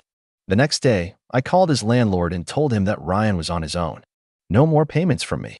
No more covering his bills. I cut off everything, his phone, his car insurance, even the emergency credit card I had stupidly put in my name for him. Ryan didn't realize it at first. He was too busy living his high-value lifestyle. But when the rent came due, reality hit him like a truck. And the best part? I didn't say a word. I let him figure it out on his own. I ignored his calls, his texts, all of it. It wasn't until a week later that he finally snapped. That's when the real chaos started. Ryan showed up at my apartment unannounced, pounding on the door like a lunatic. It was late, past midnight, and I had just gotten home from a long shift. The second I opened the door, he shoved his way inside, his face red with frustration. Dude, what is wrong with you? My landlord says rent wasn't paid. My car insurance got canceled. My phone bill is overdue. What's going on? I leaned against the counter, arms crossed, and watched him lose it. It was actually kind of satisfying. I stopped paying. His eyes widened. What? I stopped paying, I repeated, slow and deliberate. You said it yourself, remember? I'm just a loser working myself to death. So why would I waste my hard-earned money on someone who's too successful to work? His face twitched. Dude, I was joking. You know, I don't actually think that, I scoffed. No, Ryan. You weren't joking. You were showing your true colors. And guess what? You made your bed. Now lie in it. He blinked a few times, his mind clearly scrambling for a way out of this. Jake, he tried, his voice suddenly softer. Come on, man. You can't just do this to me. I need that money. I tilted my head. Oh, need it? Funny, because I thought you were a winner, and I was just a loser, working 2 jobs. I figured you'd have plenty of money saved up. His jaw clenched. Dude, stop being petty. Just cover this month's rent, and I swear I'll figure things out. I laughed, actually laughed in his face. Yeah, no, you're on your own. That's when he lost it. You're seriously going to do this to me? His voice got louder, angrier. After everything I've done for you? I raised an eyebrow. Everything you've done for me? I repeated, incredulous. Ryan, what exactly have you done for me? He opened his mouth, closed it, then opened it again. I'm your brother, he said, as if that was enough of an answer. I shook my head. That's not how this works, man. You don't get to treat people like garbage and then expect them to keep supporting you. Welcome to the real world. For a second, he just stood there, breathing hard. Then, out of nowhere, he changed tactics. His whole demeanor shifted, his face contorting into something bitter. You think you're better than me now, huh? He sneered. Just because you have a stupid job and some money saved up? I don't think I'm better than you, Ryan. I know I am. That set him off. His fist clenched, and for a second, I thought he might actually try to swing at me. But instead, he just let out this humorless laugh and took a step back. All right, fine, he said. You want to play this game? You want to leave me out in the cold? Watch what happens. I frowned. What's that supposed to mean? He smirked, but there was no humor in it. You'll see. Then he turned and walked out, slamming the door behind him so hard the walls shook. I stood there for a moment, processing what had just happened. Something about the way he said it put me on edge. I had no idea what Ryan was planning, but I had a feeling this wasn't over. And I was right. Because 3 days later, my mom called me in a panic. What did you do to your brother? She demanded the second I picked up. My stomach dropped. What are you talking about? She sighed dramatically. He's staying with us now because he says you kicked him out onto the streets. I closed my eyes and exhaled through my nose. Mom, I didn't kick him out. I just stopped paying for his lifestyle. Well, now he has nothing, Jake, she snapped. No apartment, no car, no money.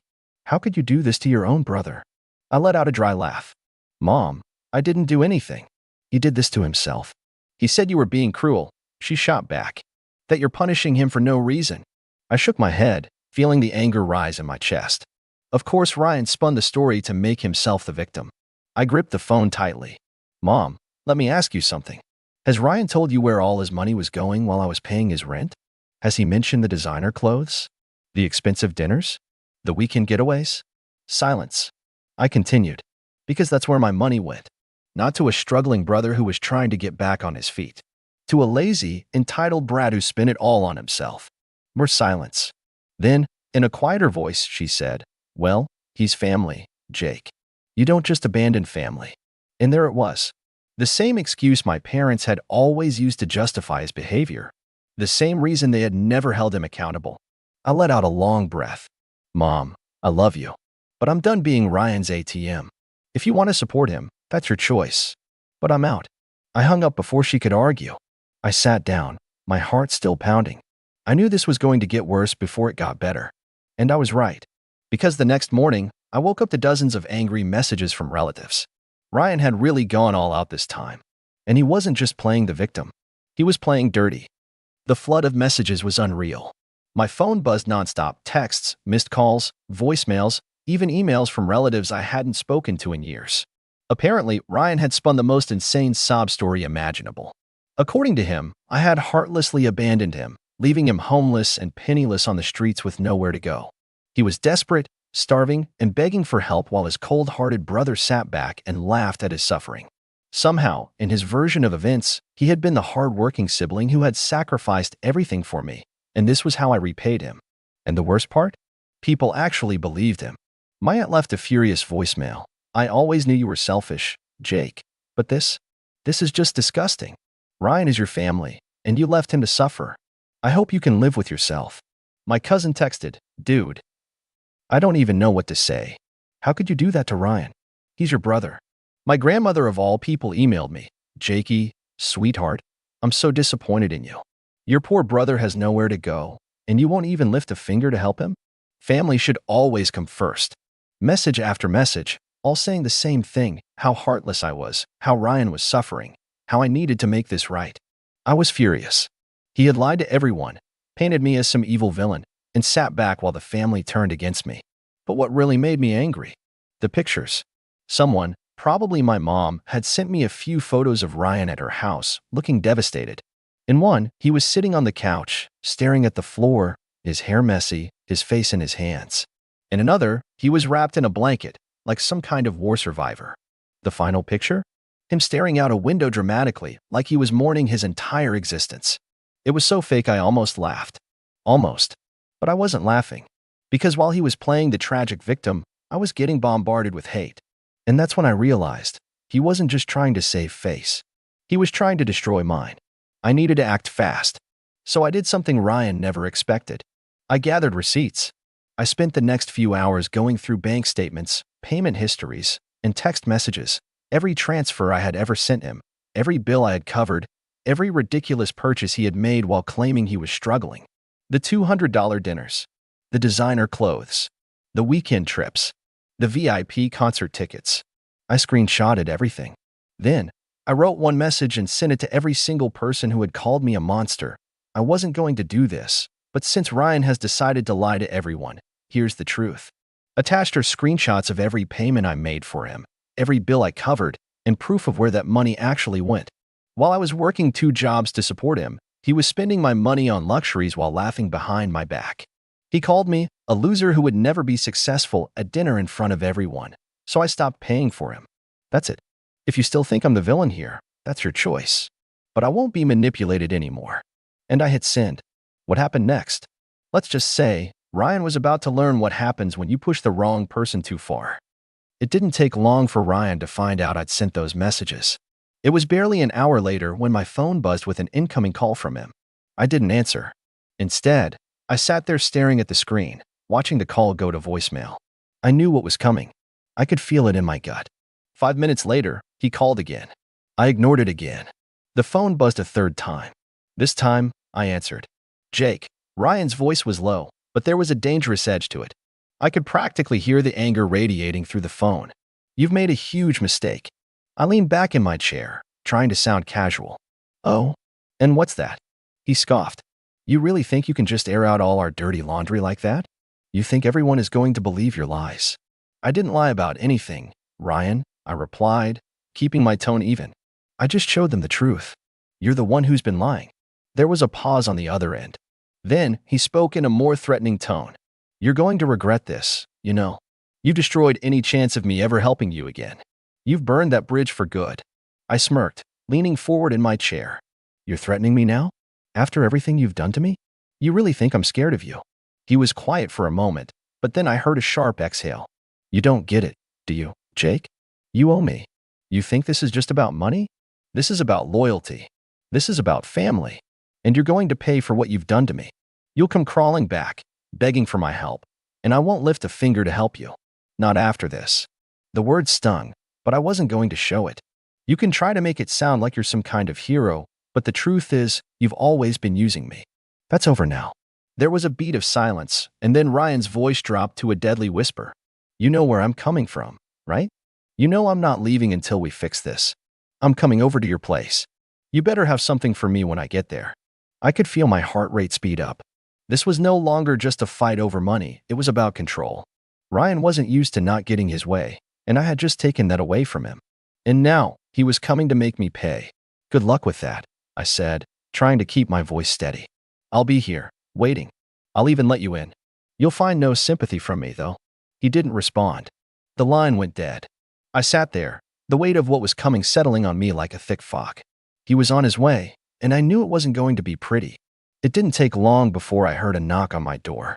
I opened it without hesitation, and there stood Ryan, looking like he'd just stepped out of a war zone. His eyes were wild, his face tight with anger. You really think you can just cut me off and expect everything to go back to normal?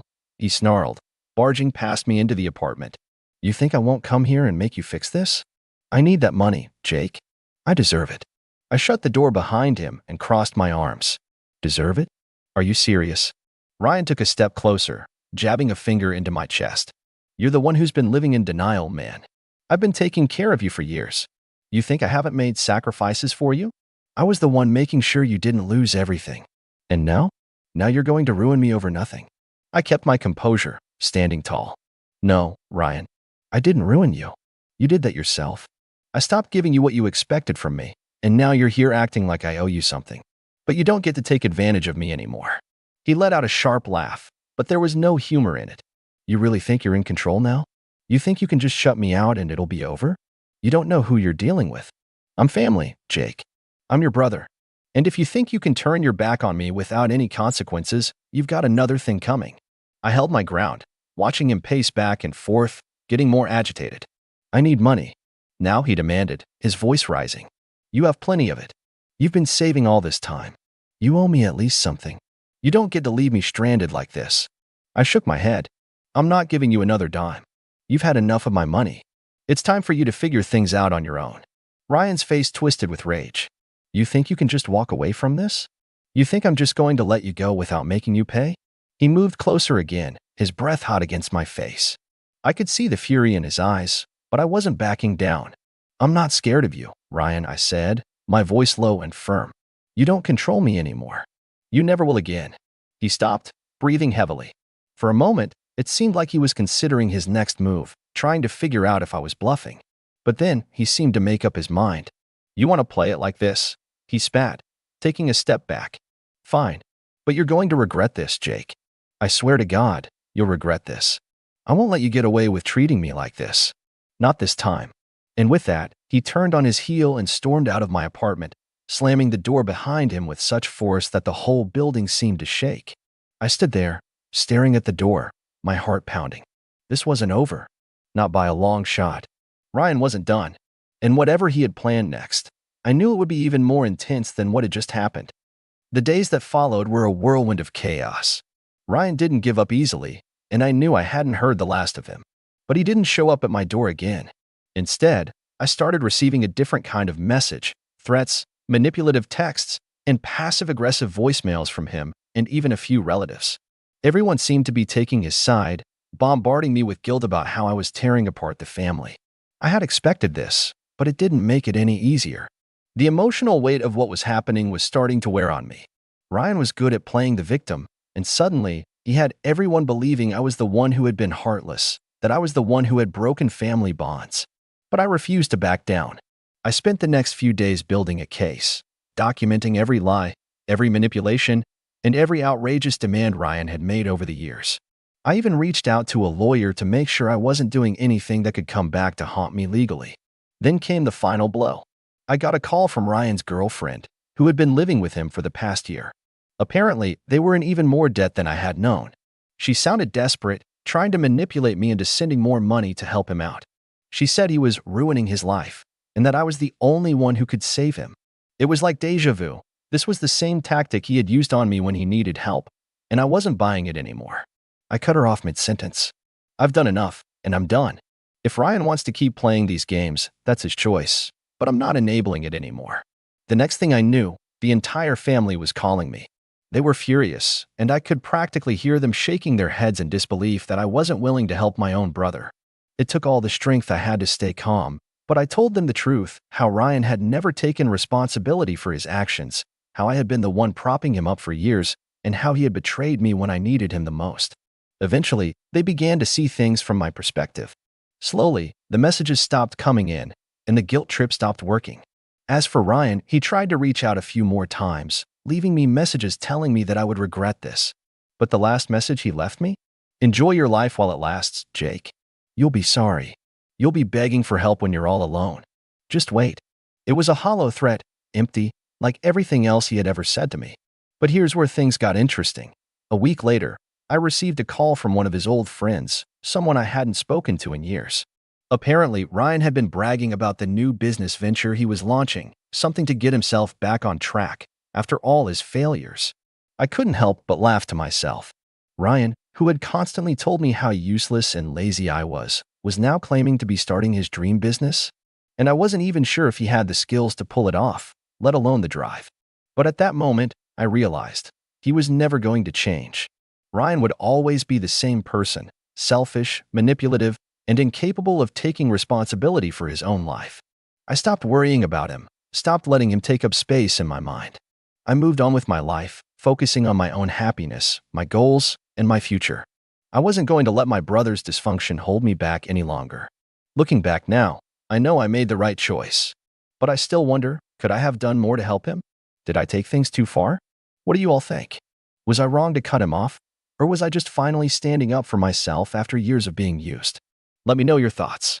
If there's one thing I've learned after 34 years on this planet, it's that being the quiet one in the family doesn't mean they'll leave you alone. Sometimes, it just means they talk over you more. My name's Cole, and for most of my life, I've been labeled the negative one, the buzzkill, the guy who ruins the mood. Not because I'm mean, not because I lash out, but because I don't pretend everything's perfect when it isn't. And in my family, that was enough to make me the odd one out. I'm not the guy who cries at movies or writes sentimental birthday cards. I don't fake laugh at bad jokes or squeal over engagement announcements like they're Nobel Prizes. But I show up. I try. At least, I used to. There's something soul-crushing about spending years being there for people who only see you as a problem to manage. I was the guy who fixed your phone, helped move your couch, lent you money when you forgot your wallet, but one sigh too many, one comment that maybe things weren't as rosy as they looked on the surface, and suddenly I was the toxic energy dragging everyone down. It started small, like it always does. I remember a family dinner when I was 23, a regular Sunday thing at my parents' house. My brother Ethan had just gotten back from some overpriced yoga retreat in Tulum with his wife, and he was glowing. Not figuratively. He literally had one of those LED face masks that made him look like Iron Man doing a skincare ad. Everyone was fawning over his new mindset and energy cleansing and manifesting abundance. I made a sarcastic joke about how I'd just manifested a parking ticket, and my mom put down her fork and gave me that look. The one that says, "Why do you always have to ruin the vibe?" I brushed it off. I was used to being the scapegoat. But over time, it became a pattern. Group chats would go quiet the second I chimed in. I'd hear about vacations after they happened. Birthdays I used to be invited to became smaller this year, just close family. And anytime I asked about it, I got the same rehearsed response. "We just thought you wouldn't enjoy it, Cole. You're always saying how you don't like crowds/travel/noise/small talk." Which, sure, sometimes I did. But they never asked. They just decided. And it hurt. I tried to adjust. I'd show up to gatherings, force a smile, bite my tongue when my sister Haley made another passive-aggressive remark about my loner lifestyle. I'd bring thoughtful gifts, books, handmade stuff, once even a custom wooden chess set for my dad, only to see Ethan's Bluetooth speaker or Haley's matching family pajamas get all the attention. And every time I mentioned feeling left out, I was met with condescending concern. "Maybe you need to work on your mindset," Haley once said, clutching her toddler to her chest like I might infect him with gloom. Negativity is contagious. That one stung. I didn't talk for the rest of the night. The worst part was watching how easily they rallied around each other. Ethan would host wellness weekends at his lake house. Haley planned family photo shoots in matching neutral tones. My parents called them anchors of the family. Me? I was the gray cloud, the reluctant RSVP, the guy who just needed therapy. Ironically, I was in therapy, have been for years. I just didn't turn it into a personality. But the turning point, the seed of everything that would come later, was the Christmas I didn't get invited to. It was 2021. I was living in a modest apartment downtown, nothing fancy, but it was mine. I'd bought a little tree, strung up some lights, even baked cookies using my grandma's old recipe. I texted the family chat to ask what time Christmas dinner was, and no one responded. For hours. Eventually, my dad replied with a dry, "We're doing something smaller this year. Ethan's hosting." No invite. No explanation. That night, I scrolled through Instagram and saw the photos. All of them. Haley's kids in matching sweaters. My parents smiling in front of Ethan's fireplace. Even my cousin Drew, who lived 2 states away, had made it. But not me.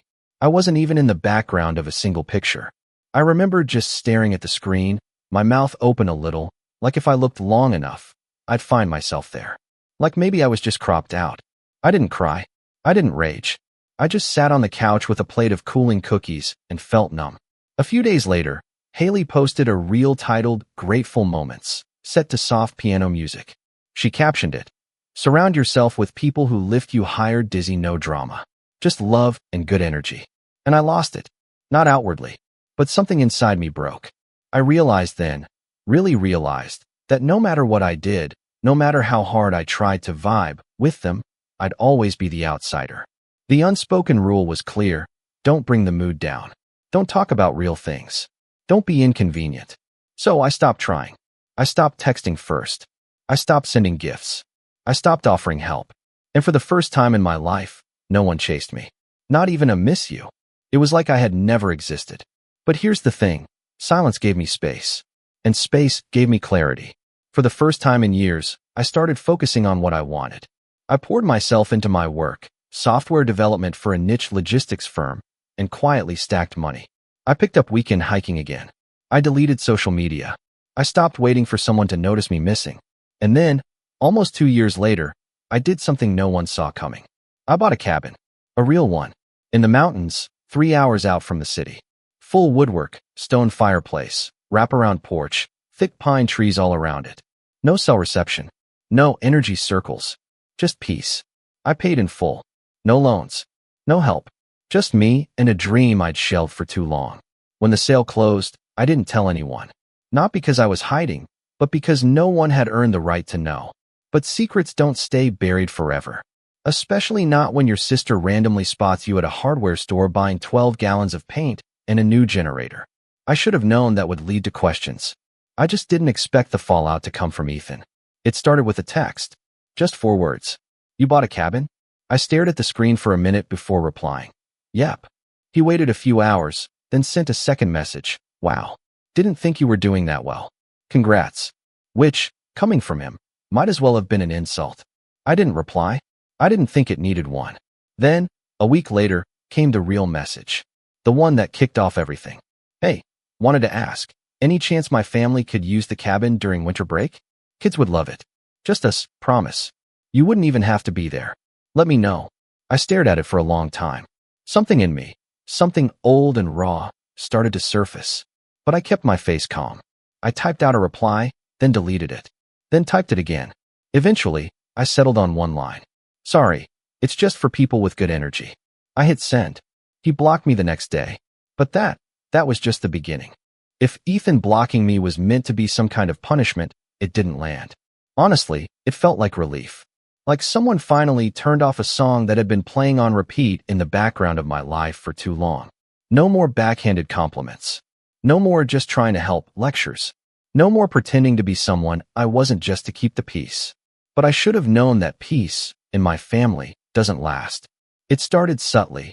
A few icy glances from Haley when I bumped into her at the local co-op, her eyes flicking to my cart like she was scanning for judgment.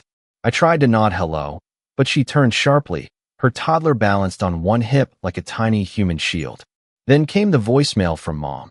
Chipper on the surface, but with that undertone of tight-lipped disapproval I knew too well. Hi, sweetie. Just wanted to say we love that you're investing in property. Really proud of you. Just a little surprised you didn't mention it to the family, especially with the holidays coming up. Anyway, call me back when you get a chance. I didn't call back. I think that's what truly set everything in motion. Not the cabin, but the silence. For the first time in decades, I wasn't explaining myself. And for people like my parents, who controlled conversations with guilt and carefully measured concern, that was a threat. It wasn't long before my dad called directly. I let it ring, but he left a message. His tone was colder. Cole, I don't know what this attitude is about, but this family doesn't do secrets. Your brother was trying to include you. Don't punish the kids over whatever grudge you're nursing. Call me. I didn't call him either.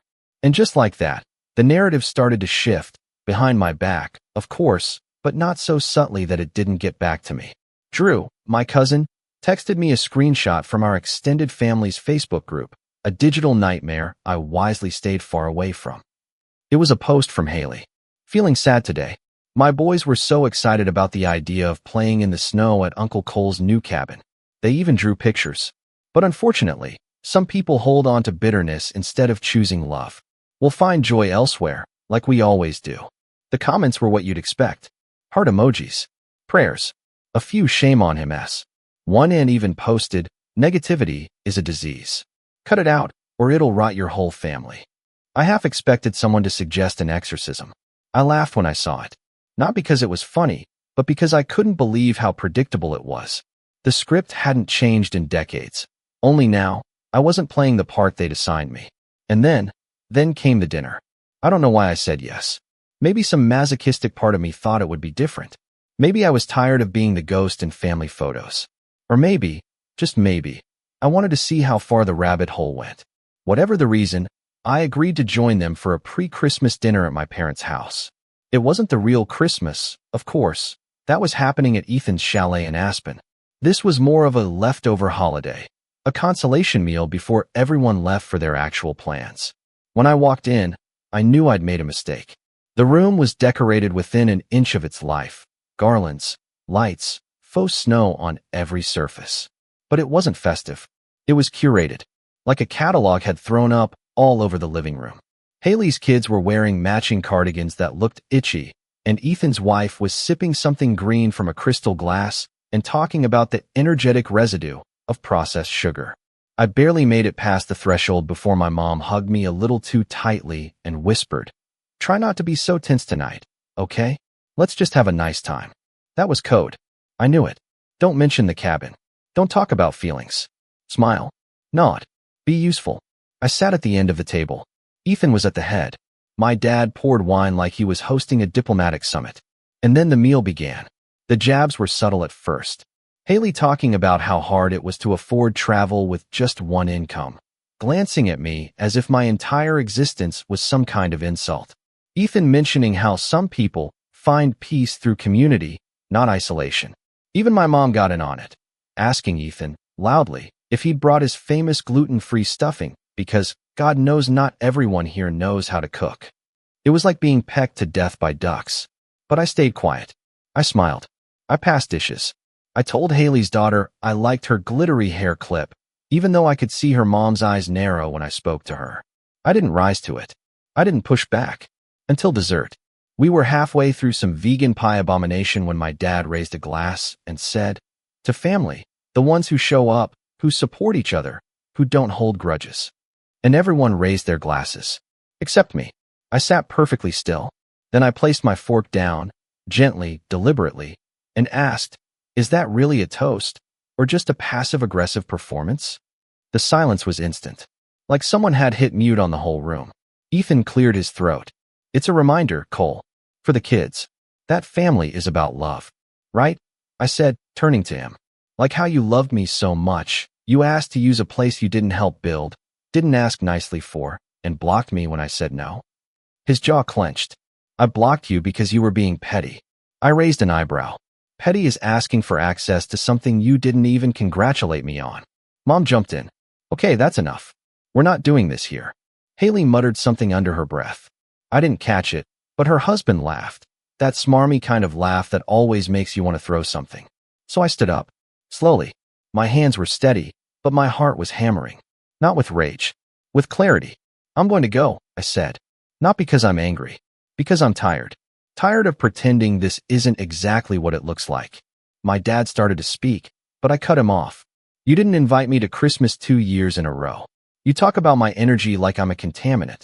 You turn my decision, my right, to say no into some kind of moral failure. And now you want to sit here and toast a family. I shook my head. No thanks. I walked to the door, grabbed my coat. Just as I was reaching for the handle, Ethan spoke up. You think money makes you better than us now? I turned. He was standing too, red-faced, his hand still wrapped around his wine glass. No, I said. I think boundaries make me free from you. And I left. The fallout started the next day. I didn't hear from anyone, not for days. And when I did, it wasn't direct. It was digital. A new post from Haley. Sometimes people show their true colors when you say no. We taught our kids that love means sharing. Others taught them love is conditional. Guess who they'll grow up to be? Again, the comments lit up. Family members I hadn't seen in years weighed in. I was selfish. I was ungrateful. I was emotionally stunted. One uncle wrote, "Shame to see Cole isolate himself. He used to be such a sweet kid." That one hit harder than I expected. Because I was a sweet kid. I just stopped being sweet when sweetness got me trampled. But the real betrayal, the one that snapped something inside me for good, came a few weeks later. I was up at the cabin, finally finishing some insulation work in the back room, when I got an email from a local property rental site. A confirmation for a booking request, submitted under my name. I blinked, then read it again. It was Ethan's wife's email. She'd tried to book my cabin for a full week over winter break using my old Gmail address, pretending to be me, listing herself as a trusted family friend. I froze. Then I checked the security cam app I'd installed on the front porch. There they were. Ethan, his wife, their 2 kids, standing at the base of my private road, looking up toward the cabin, trying to figure out why the gate wouldn't open. I stared at the footage. My hand tightened around my phone. My pulse was calm. Too calm. And in that moment, something inside me shifted. They hadn't just disrespected my boundaries. They'd tried to violate them. That was the moment I knew. This wasn't about being the bigger person anymore. This was about making sure they never tried it again. I didn't call the police. I didn't text Ethan. I didn't march down the hill with a camera in hand ready to film some dramatic confrontation like one of those grainy TikToks where the caption reads, "Entitled brother tries to steal my cabin." No. I stood in my cabin, in complete silence, watching the security footage as Ethan stood at my locked gate in a Patagonia jacket, arms spread like he was the one being wronged. His wife was tapping at her phone, squinting at the keypad like it was malfunctioning, and the kids were already tossing snow at each other, assuming they'd be building snowmen on my porch within the hour. I remember taking a deep breath, and then another, and then I walked over to the fireplace, stirred the logs a little, and sat down with my laptop. Because I wasn't about to just react. I was going to think. See, people like Ethan, and honestly, most of my family, thrive on emotion. That's how they manipulate you. They wait until you explode so they can point at you and say, "See, you're the problem." That had been the pattern my whole life. I'd bottle things up, try to be mature, try to not make a scene, until I couldn't anymore. And when I finally snapped, they got to play the calm ones. The rational ones. The ones just trying to keep the peace. Not this time. This time, I was going to outlast them. But first, I had to deal with what that moment actually felt like. I won't lie, I didn't sleep well that night. My mind kept going in circles. Not just about the trespassing attempt, but everything. The years of being the outcast. The forced smiles at family dinners. The Christmases spent alone. The time I helped Haley's husband land a new job because he'd lost his. And then 3 months later, she posted a meme about how toxic people disguise themselves as helpful. It all came rushing back. And for a little while, just a few days, I broke. I skipped meals. Didn't shower. Just sat with my laptop and stared at old photos I hadn't looked at in years. Ones where I was younger, softer, before the lines in my face were formed by gritted teeth. Before I learned to bite my tongue, so often it practically had calluses.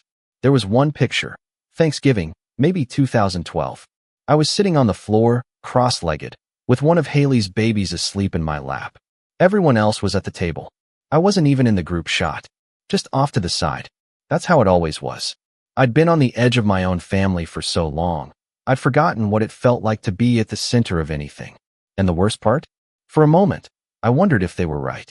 If I really was just bitter, negative, cold. I sat with that thought for too long. Until one night, I heard the snow hit the windows in slow, rhythmic waves, thick, heavy flakes blanketing everything. And I stood up, walked outside barefoot, and just stood in it. The cold slapped me awake. The wind bit through my skin. But for some reason, I started laughing. Not loudly, not manically, just that soft, half-broken laugh you let out when something clicks. Because I realized something. I had a cabin I built. I wasn't the loser they made me out to be. I wasn't some drifting sad case who needed saving. I had a life, one I made with my own hands. A home in the woods, a career I loved, friends, real ones, even if they weren't blood, and peace, glorious, deafening, soul-filling peace, which they tried to take from me. They hadn't rejected me because I was broken. They rejected me because I stopped playing the game. That night was the turning point. The next morning, I made coffee, turned on some jazz, and started to rebuild. Not just my routines. Myself. I updated all my passwords, strengthened the gate lock system, installed 2 more security cameras, one angled at the private trail up the hill, another over the side deck. I booked a meeting with a lawyer in town, just to go over what would count as unlawful entry versus attempted trespassing. I didn't plan to press charges, not yet, but I wanted to be prepared. I also contacted the rental site where Ethan's wife had tried to impersonate me and submitted a fraud report. I attached the security footage. Their support team was surprisingly responsive. The account linked to her email was suspended within 48 hours. Then I went one step further. I bought the domain mymountainCabin.com and turned it into a private, invite-only booking system for close friends. Not to make money, just to have something that looked official, professional, with rules, policies, and, best of all, terms and conditions that included a firm no exceptions for family members not explicitly authorized in writing. But this wasn't just about protecting the cabin. I started journaling again.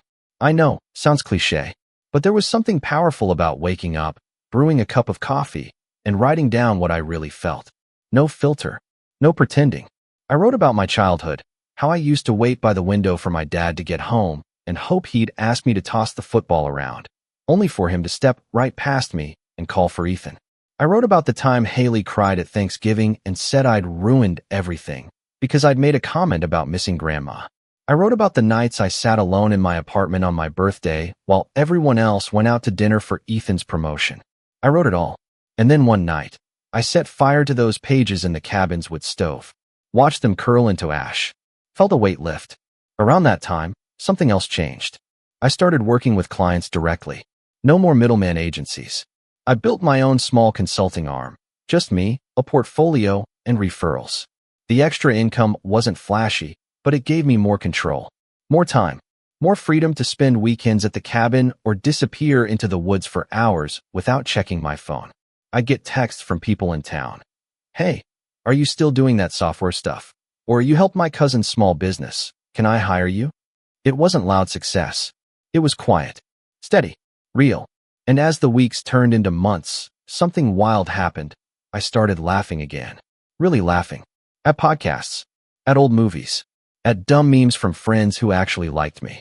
One Saturday afternoon, I found myself in a thrift shop in a nearby mountain town, flipping through old records, when the shop owner, a woman in her 50s with bright blue hair and a voice like honey, said, "You've got a peaceful energy about you." I blinked. Me? She nodded. "You'd be surprised how many people come in here, all afraid. You're not. You're grounded." That stuck with me, because I'd spent so long being told I was the opposite. Grounded. Me. The man who once sat in silence while his entire family laughed at jokes he wasn't in on. The man who once thought being alone meant being unwanted. Now, I chose solitude. I built it, and I guarded it like it mattered, because it did. But even in my peace, I knew the storm wasn't over. Because people like Ethan don't just walk away.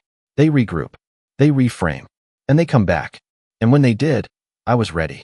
There's a kind of silence you only hear in the mountains, that dense, snow-muted stillness that feels like it's listening. That's where I made my decision, not in a rush of anger, not from some late-night revenge fantasy, but in the calm, measured quiet of early spring, sitting on my porch with a thermos of black coffee and the kind of clarity I hadn't felt in years. This wasn't about getting back at them. Not really. Revenge, for me, wasn't a fire. It was a blueprint. And I had just spent 3 months clearing the land, metaphorically and literally. See, I'd realized something important during those long, introspective days in the cabin. I had spent most of my life playing defense, apologizing, explaining, trying to soften myself into whatever version of me they'd accept. But they didn't want me to be better. They wanted me to stay less than them. Contained, predictable, a reminder that they were doing something right. That's when it clicked. If they couldn't handle me setting boundaries, what would they do if I drew a line they couldn't even see until it was too late? So I started planning. Not in a sugar in the gas tank kind of way. That's not my style. I wanted something poetic, strategic, something that looked like peace but tasted like consequence. Something undeniable. Step 1 was simple: secure the high ground. I met again with the lawyer in town, Carolyn, mid-40s, sharp as a tack, with a sarcastic streak and a reputation for handling land disputes like a chess master.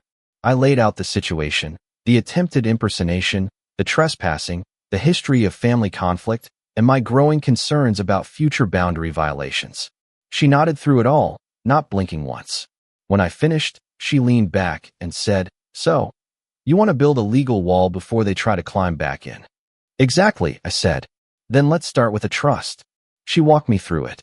A private property trust, with the cabin and its land as the primary asset. But more importantly, she helped me create a list of usage clauses so ironclad they could have been carved into bedrock. No family member access without notarized approval. No temporary stays without my presence. No events, no third-party rentals, no circumvention through shell accounts. Add a clause that voids access for anyone who's ever tried to impersonate me. I added. She smirked. Personal touch. I like it. Within 3 weeks, the trust was done. The cabin's official ownership now passed through a web of paperwork that even the savviest suburban schemer couldn't unravel. Step 2. Take control of the narrative. I'd stayed quiet for years. Let them talk. Let them spin stories about my negativity, my emotional distance, my failure to stay connected. And people believed them, because I let them. But silence is a weapon, especially when you break it on your terms. So I did something subtle. I posted a photo. Just one. Me, standing in front of the cabin, holding the deed folder, trust document concealed, smiling in the snow with a caption that read, "Built this with my own 2 hands, my own money, and my own peace." No loans. No handouts. Just focus. That was it. No hashtags. No tags. No bait. But the impact was immediate. Haley liked the post within minutes, and then unliked it an hour later.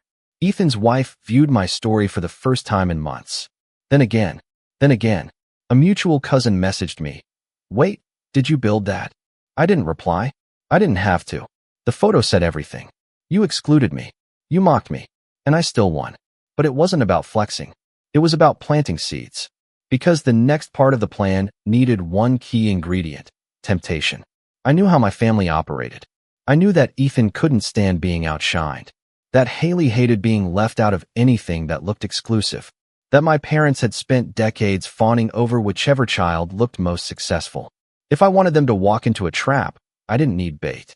I just needed a velvet rope. So I created an event. Not a party.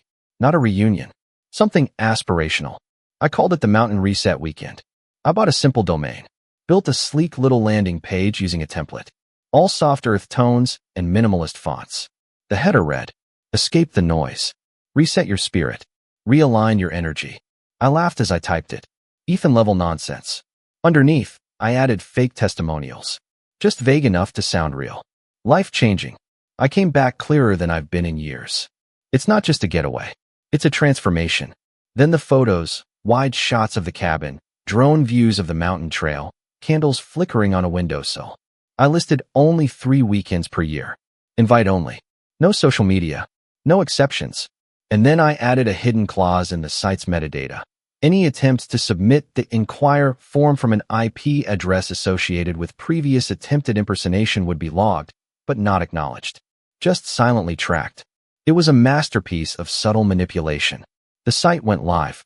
I sent the link to one person, my old college roommate Jay, now a mid-tier influencer who owed me a favor after I helped him recover a crashed hard drive that had 3 brand deals on it. I asked him to post it once, with no context, and say, "Heard good things about this place. Wild that it's invite only." And from there, I waited. Within 24 hours, the landing page had 312 views. Within a week, 2,100. One IP pinged 6 times in a row from the same suburb where Ethan lived. Another came from my parents' neighborhood. But the real tell? I got a group text from Haley, the first in months. "Hey fam. Random question. Anyone heard about this mountain reset weekend thing? I swear I saw Cole's cabin in a video. Are you involved in this, Cole?" I stared at the message, took a sip of tea, then replied, simply, "It's invitation only." She heart reacted. Then nothing for days. But I wasn't done. Step 3 was surgical. I compiled every voicemail, every message, every backhanded comment. I downloaded all the security cam footage from the day Ethan tried to sneak up to the cabin.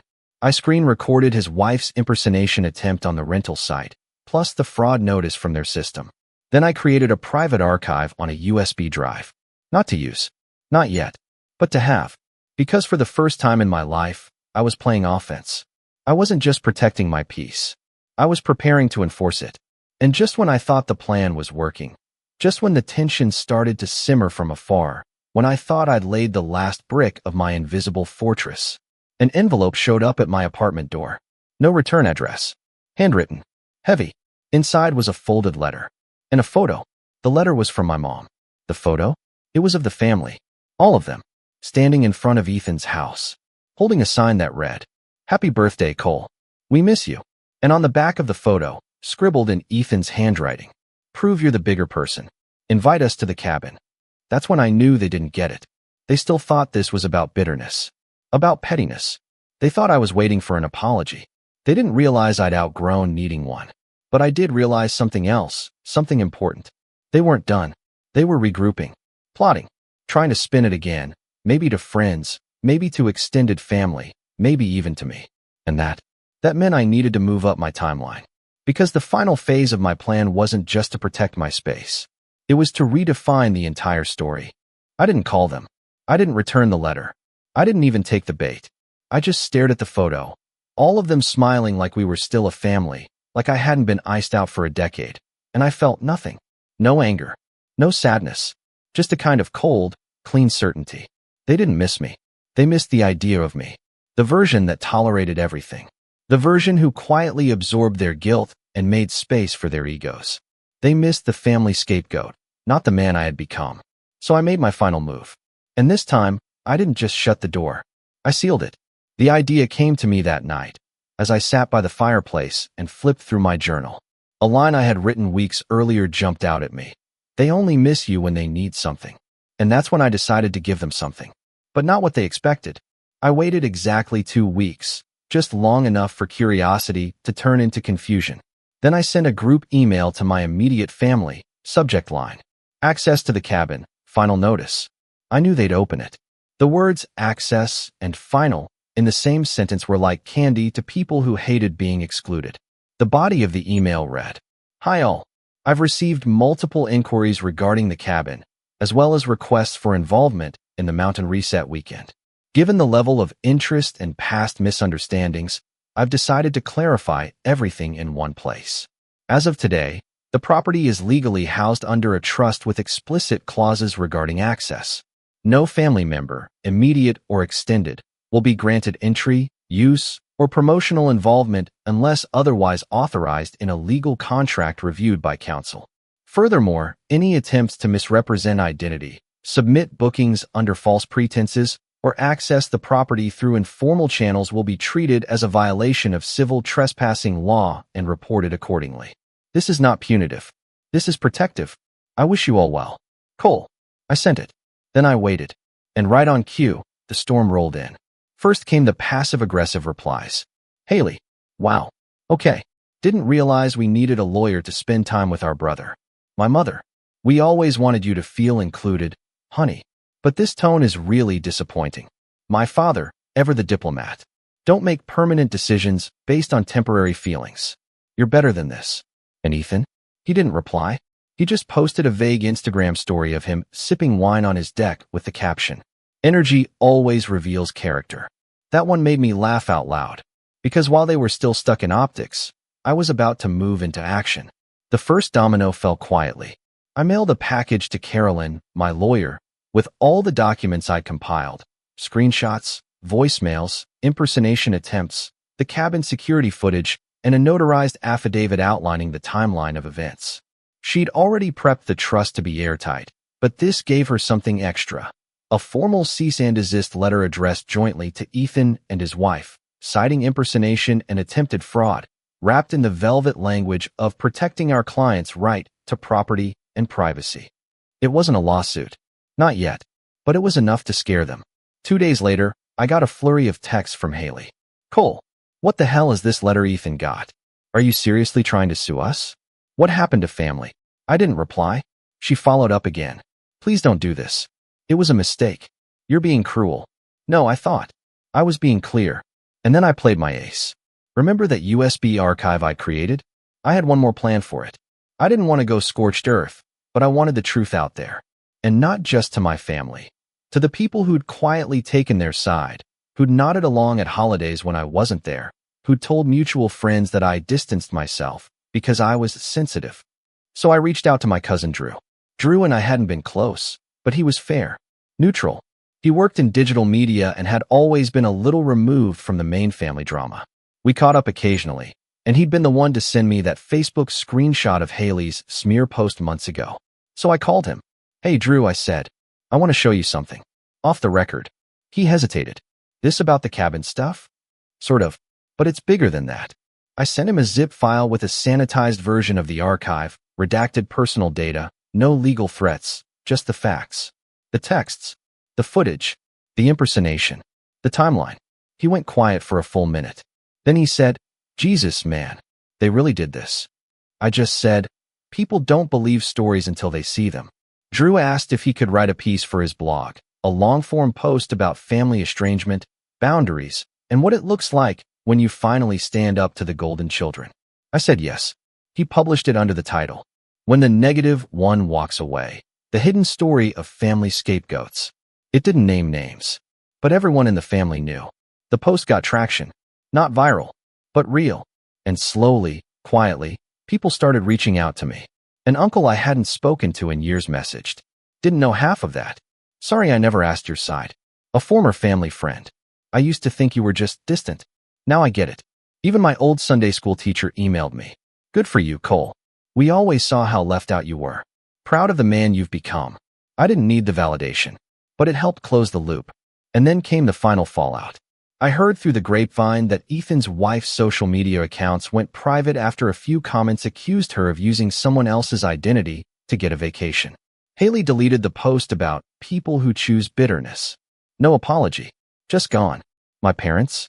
They sent one last email, a joint one. We don't know who you've become, but we miss the version of you who still believed in family. If you ever decide to come back, the door is open. Until then, we'll be here. I didn't reply. Instead, I printed it, folded it, tucked it into the wall of the cabin behind a support beam. A reminder, that version of me, he's not coming back. Last week, I hosted my first real mountain reset weekend. Just 4 people, all close friends. We hiked. We cooked over fire. We journaled in silence. We shared stories under starlight. Not one person asked for Wi-Fi. And as I stood on the porch that final night, watching the moonlight turn the pines silver, one of my friends asked, do you ever regret it? Cutting them off like that? I thought for a long moment. Then I said, no, because I didn't cut them off. They let me go the moment I stopped being useful. They say revenge is best served cold. But me? I prefer mine quiet. One lock at a time. One truth at a time. And the last thing I heard from any of them was the sound of a gate they couldn't open. Click. My name's Aiden, I'm 26, and I've always been the quiet one in my family. Not in a shy or introverted kind of way, more like the one who doesn't cause trouble, doesn't argue, and just keeps the peace. I'm the one who listens during family dinners while everyone else talks over each other. The one who shows up on time, pays my share, remembers birthdays, and sends the thank you cards no one reads. My sister, Kelsey, is the opposite. 2 years older, loud, charming, dramatic. She could cry on cue and fake an allergy for sympathy. I always thought she was just exhausting. But she was family, and I figured that meant something. Things started unraveling last Christmas. I'd been working overtime for months at my IT job, not glamorous, but decent pay, and I used a chunk of my savings to get thoughtful gifts for everyone. Nothing extravagant, just meaningful. For Dad, a sleek vintage-style watch.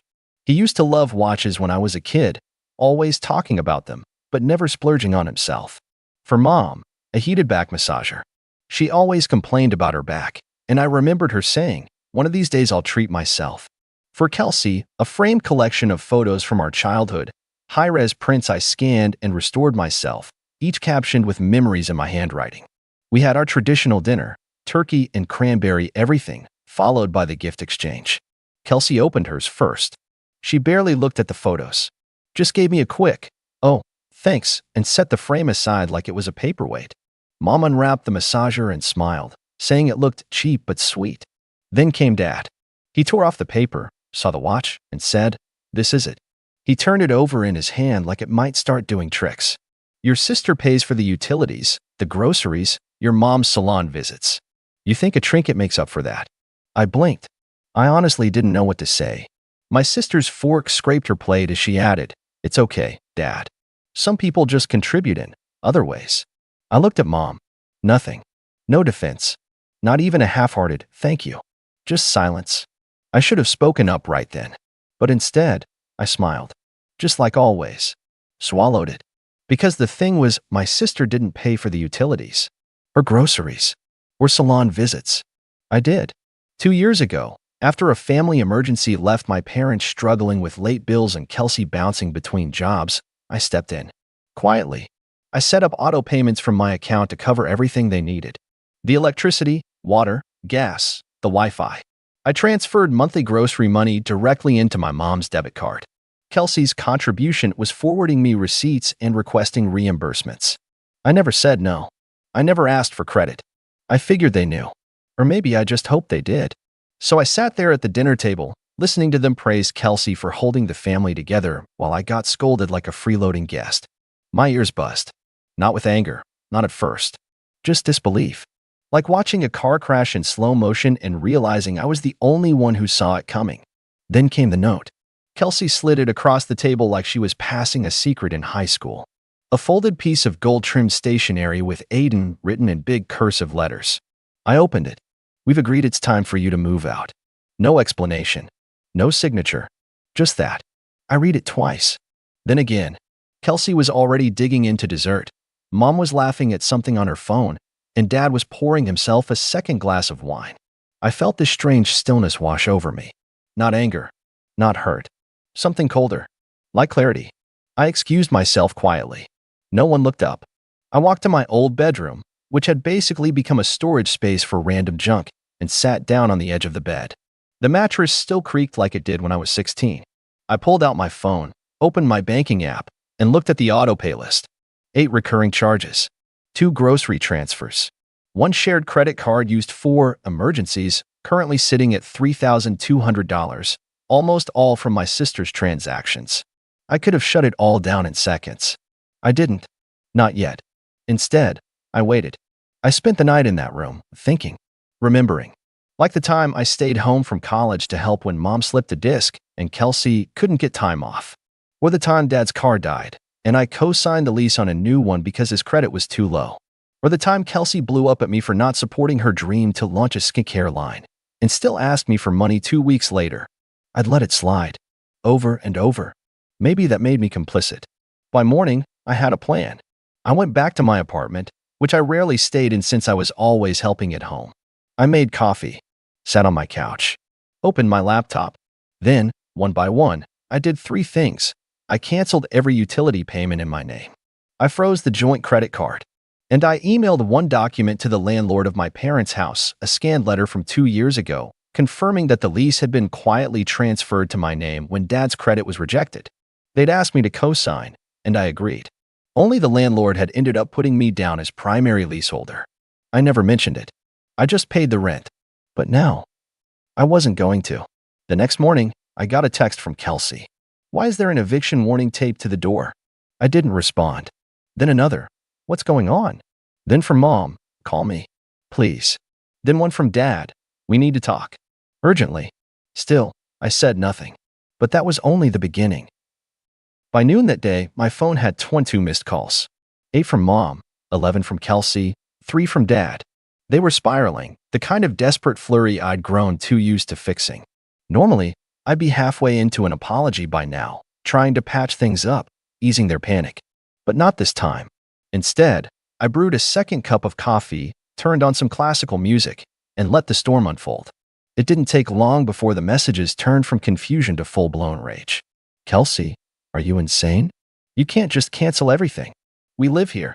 Dad, fix this now. You're being childish and vindictive. Mom, I don't know what's gotten into you, but your father is furious and we're all scared. Please. And finally, the message that pushed me over the edge. Kelsey, after everything we've done for you, you wouldn't even have a job if it wasn't for Dad's connections. The least you can do is pay your part. My part. I stared at that phrase, letting it really sit with me. Because for the first time in a long time, I realized I had no idea what my part even was anymore. Apparently, it was everything. Every payment, every favor, every silent sacrifice wrapped in a tidy little bundle and handed off like a receipt they were tired of carrying. I was never thanked, never acknowledged, not even seen. And now, I was finally done. I logged back into the landlord portal, reviewed the formal lease transfer I'd initiated the night before, and finalized the cancellation of automatic payments. The eviction notice had already gone out, but I added a final note, citing non-payment and vacating of responsibility. It was over. That night, I blocked them all. I didn't make a scene. I didn't yell. I didn't post a dramatic rant online or tell the world how unfair they'd been. I just stepped out of the chaos and closed the door behind me. But things weren't quiet for long. 3 days later, I ran into my cousin Leah at a coffee shop. She hugged me tight, tighter than expected, and whispered, I don't know what's going on, but Kelsey is telling everyone you've lost your mind. I laughed. For real, this time. Because of course she was. Apparently, the family group chat, which I was no longer in, had lit up like fireworks the moment the eviction notice landed. Kelsey spun it into a story about how I'd cut off the family for attention. She said I was mentally unstable, accused me of stealing money, and told everyone I'd hacked their accounts. My uncle called to ask if I was okay. My aunt sent me a thinking of you card. A few cousins quietly reached out, confused and concerned. I told them the truth. No embellishment. No drama. Just the facts. I paid for everything. They took it for granted. They pushed me out. And I let them. Now, I was done. That would have been the end of it. A clean break, if not for what happened next. Late one night, 2 weeks after the fallout, there was a knock at my door. I didn't answer at first, but the knocking kept coming. Slow, rhythmic, relentless. Finally, I opened it. It was my dad. He looked older than I remembered. Not because of age, but because of pride. Or rather, the absence of it. He stood in the hallway, arms crossed, jaw clenched, like he'd been preparing a speech the whole way over. You made your point, he said. I leaned against the frame. Did I? He hesitated. Look, we've all been under stress. Your sister's trying to get her business off the ground. Your mother's health hasn't been great. And don't, I cut in. Don't make this about them again. I'm not here to carry everyone anymore. He looked at me like he didn't recognize me. And maybe he didn't. Maybe he only ever saw me as the buffer, the background character, the support beam holding up a house that had no foundation. You think you're the victim? He snapped. You walked out and left us to deal with everything. No, I said quietly. I stopped letting you not deal with everything. His eyes narrowed. So what now? You just walk away from your family. I didn't walk away, I said. You kicked me out. Silence. The kind that settles in your chest and makes you realize no amount of words will fix what's already broken. Finally, he shook his head and left. That was the last time I saw him. But the real twist came the following month, when Kelsey tried to file a complaint with the landlord, claiming I'd illegally evicted them. She didn't know the full story. Or maybe she never bothered to ask. What she didn't realize was that I wasn't just the primary leaseholder. I was also the sole tenant. And the house? It wasn't just rented under my name. It was bought. 3 years ago, when the market dipped and my work bonuses piled up, I saw an opportunity. My parents were struggling, and the house was listed at a fraction of its value. So I stepped in, made an offer, signed the deed. They didn't know. They never asked. The old landlord let me take over directly, and the title stayed in my name ever since. I didn't tell them because I thought it would hurt their pride. I wanted to help quietly, thought it would bring us closer. Instead, it turned me into their servant. And now? Now they were squatting in my house. But I wasn't angry. I wasn't even planning to throw them out. Not yet. Because what came next was going to be the part they never forgot. I didn't rush it. That's the part people never understand. Revenge, real revenge, the kind that hits somewhere deeper than anger, isn't about speed. It's about precision, about timing, about silence. I gave them a full week. 7 full days of panicked calls to the landlord. Of Kelsey storming into city offices pretending to be a tenant wrongfully removed. Of my mom posting vague quotes on Facebook like, "Sometimes the ones you love the most hurt you the worst." All while I waited. Patiently. The eviction process had already been triggered the moment I sent that document. But formal proceedings in our county take time, and the house was still technically occupied. I didn't want to go scorched earth, not yet. I wanted them to see the walls close in. Slowly. On the 8th day, I went back. Not to confront them, not to argue, just to drop off one envelope. I wore a hoodie, sunglasses, kept my car idling. I walked up to the porch where I used to shovel snow as a kid, where my dad used to sit with a beer and wave to neighbors.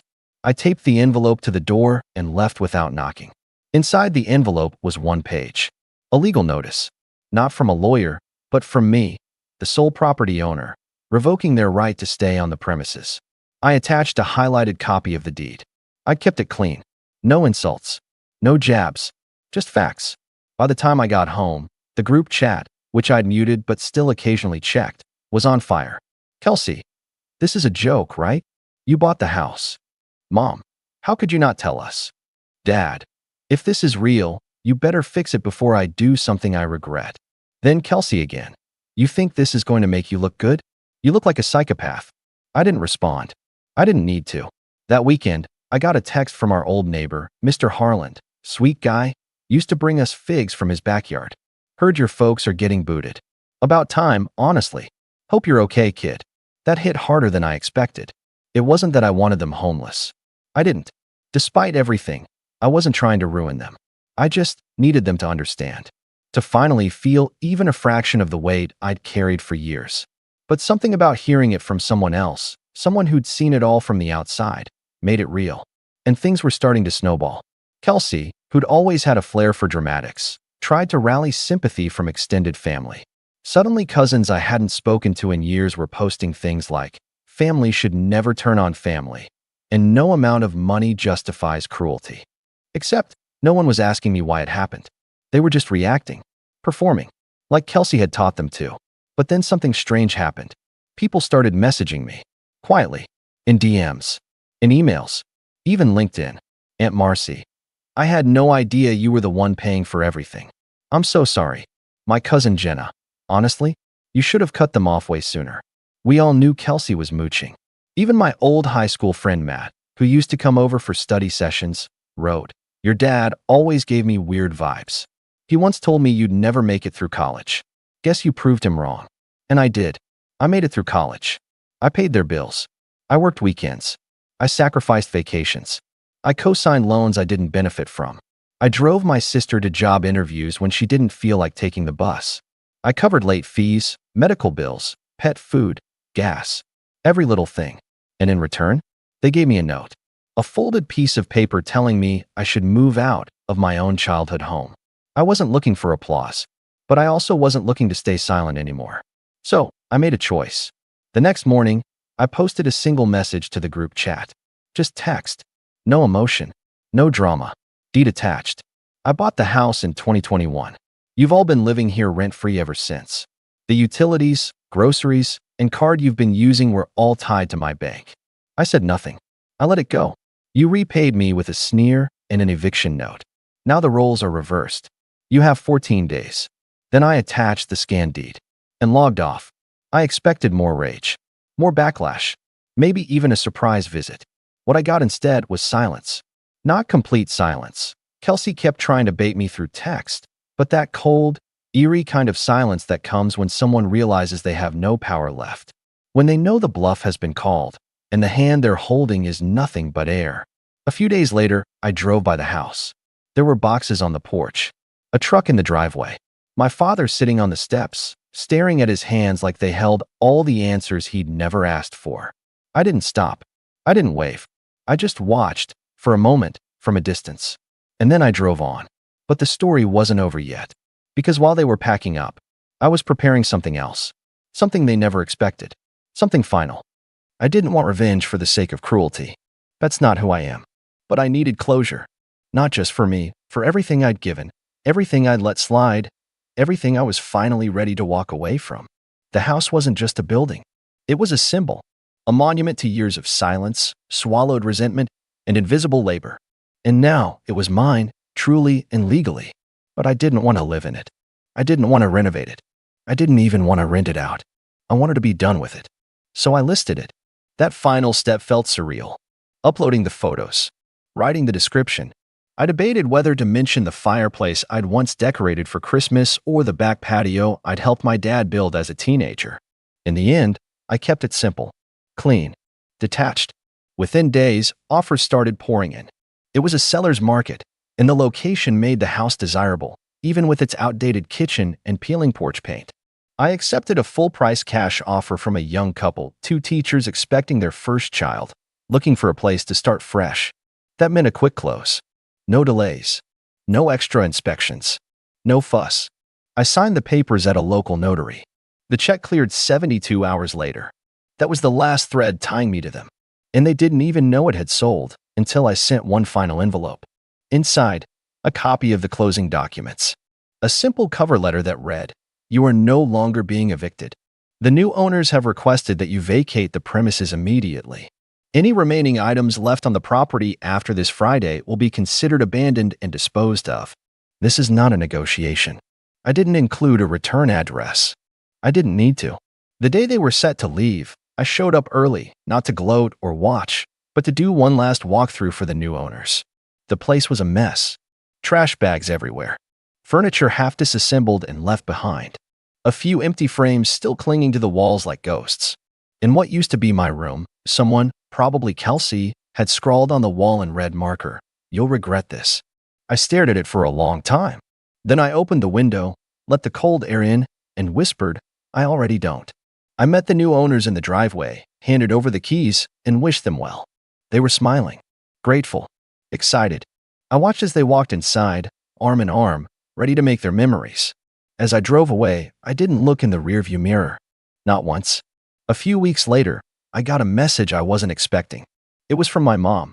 Not a call. Not even a text. Just an email. "Aiden, I know we've made mistakes. I know I've made mistakes. I should have said thank you more. I should have defended you when you were being belittled. I thought I was keeping the peace, but I was just keeping you small. We're staying with your aunt right now. It's tight. Kelsey won't talk to me. Your father barely says a word. I don't know if this family can be fixed, but if you ever want to talk, I'm here. Love, Mom."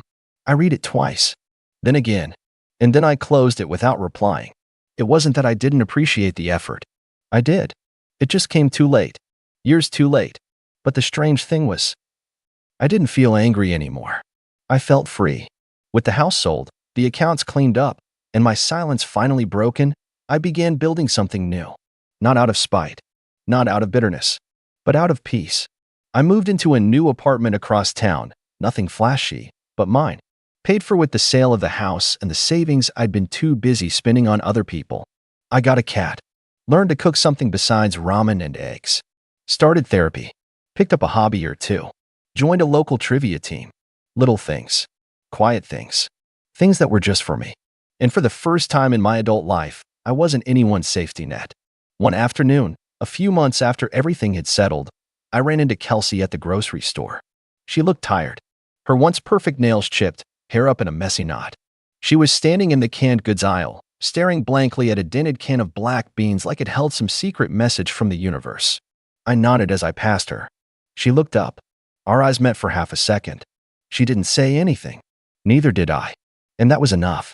People always say blood is thicker than water, but they forget the full quote. The blood of the covenant is thicker than the water of the womb. It means the family you choose, the people who show up for you, who respect your boundaries, who see you as more than what you give. They matter more than those who simply share your DNA. I used to think keeping quiet was strength. That being the good son meant tolerating everything, absorbing it, bearing it. But strength is walking away when it's destroying you. Strength is saying no. And finally, after years of being the background character in my own life, I'd said it. No more. And I've never been more at peace.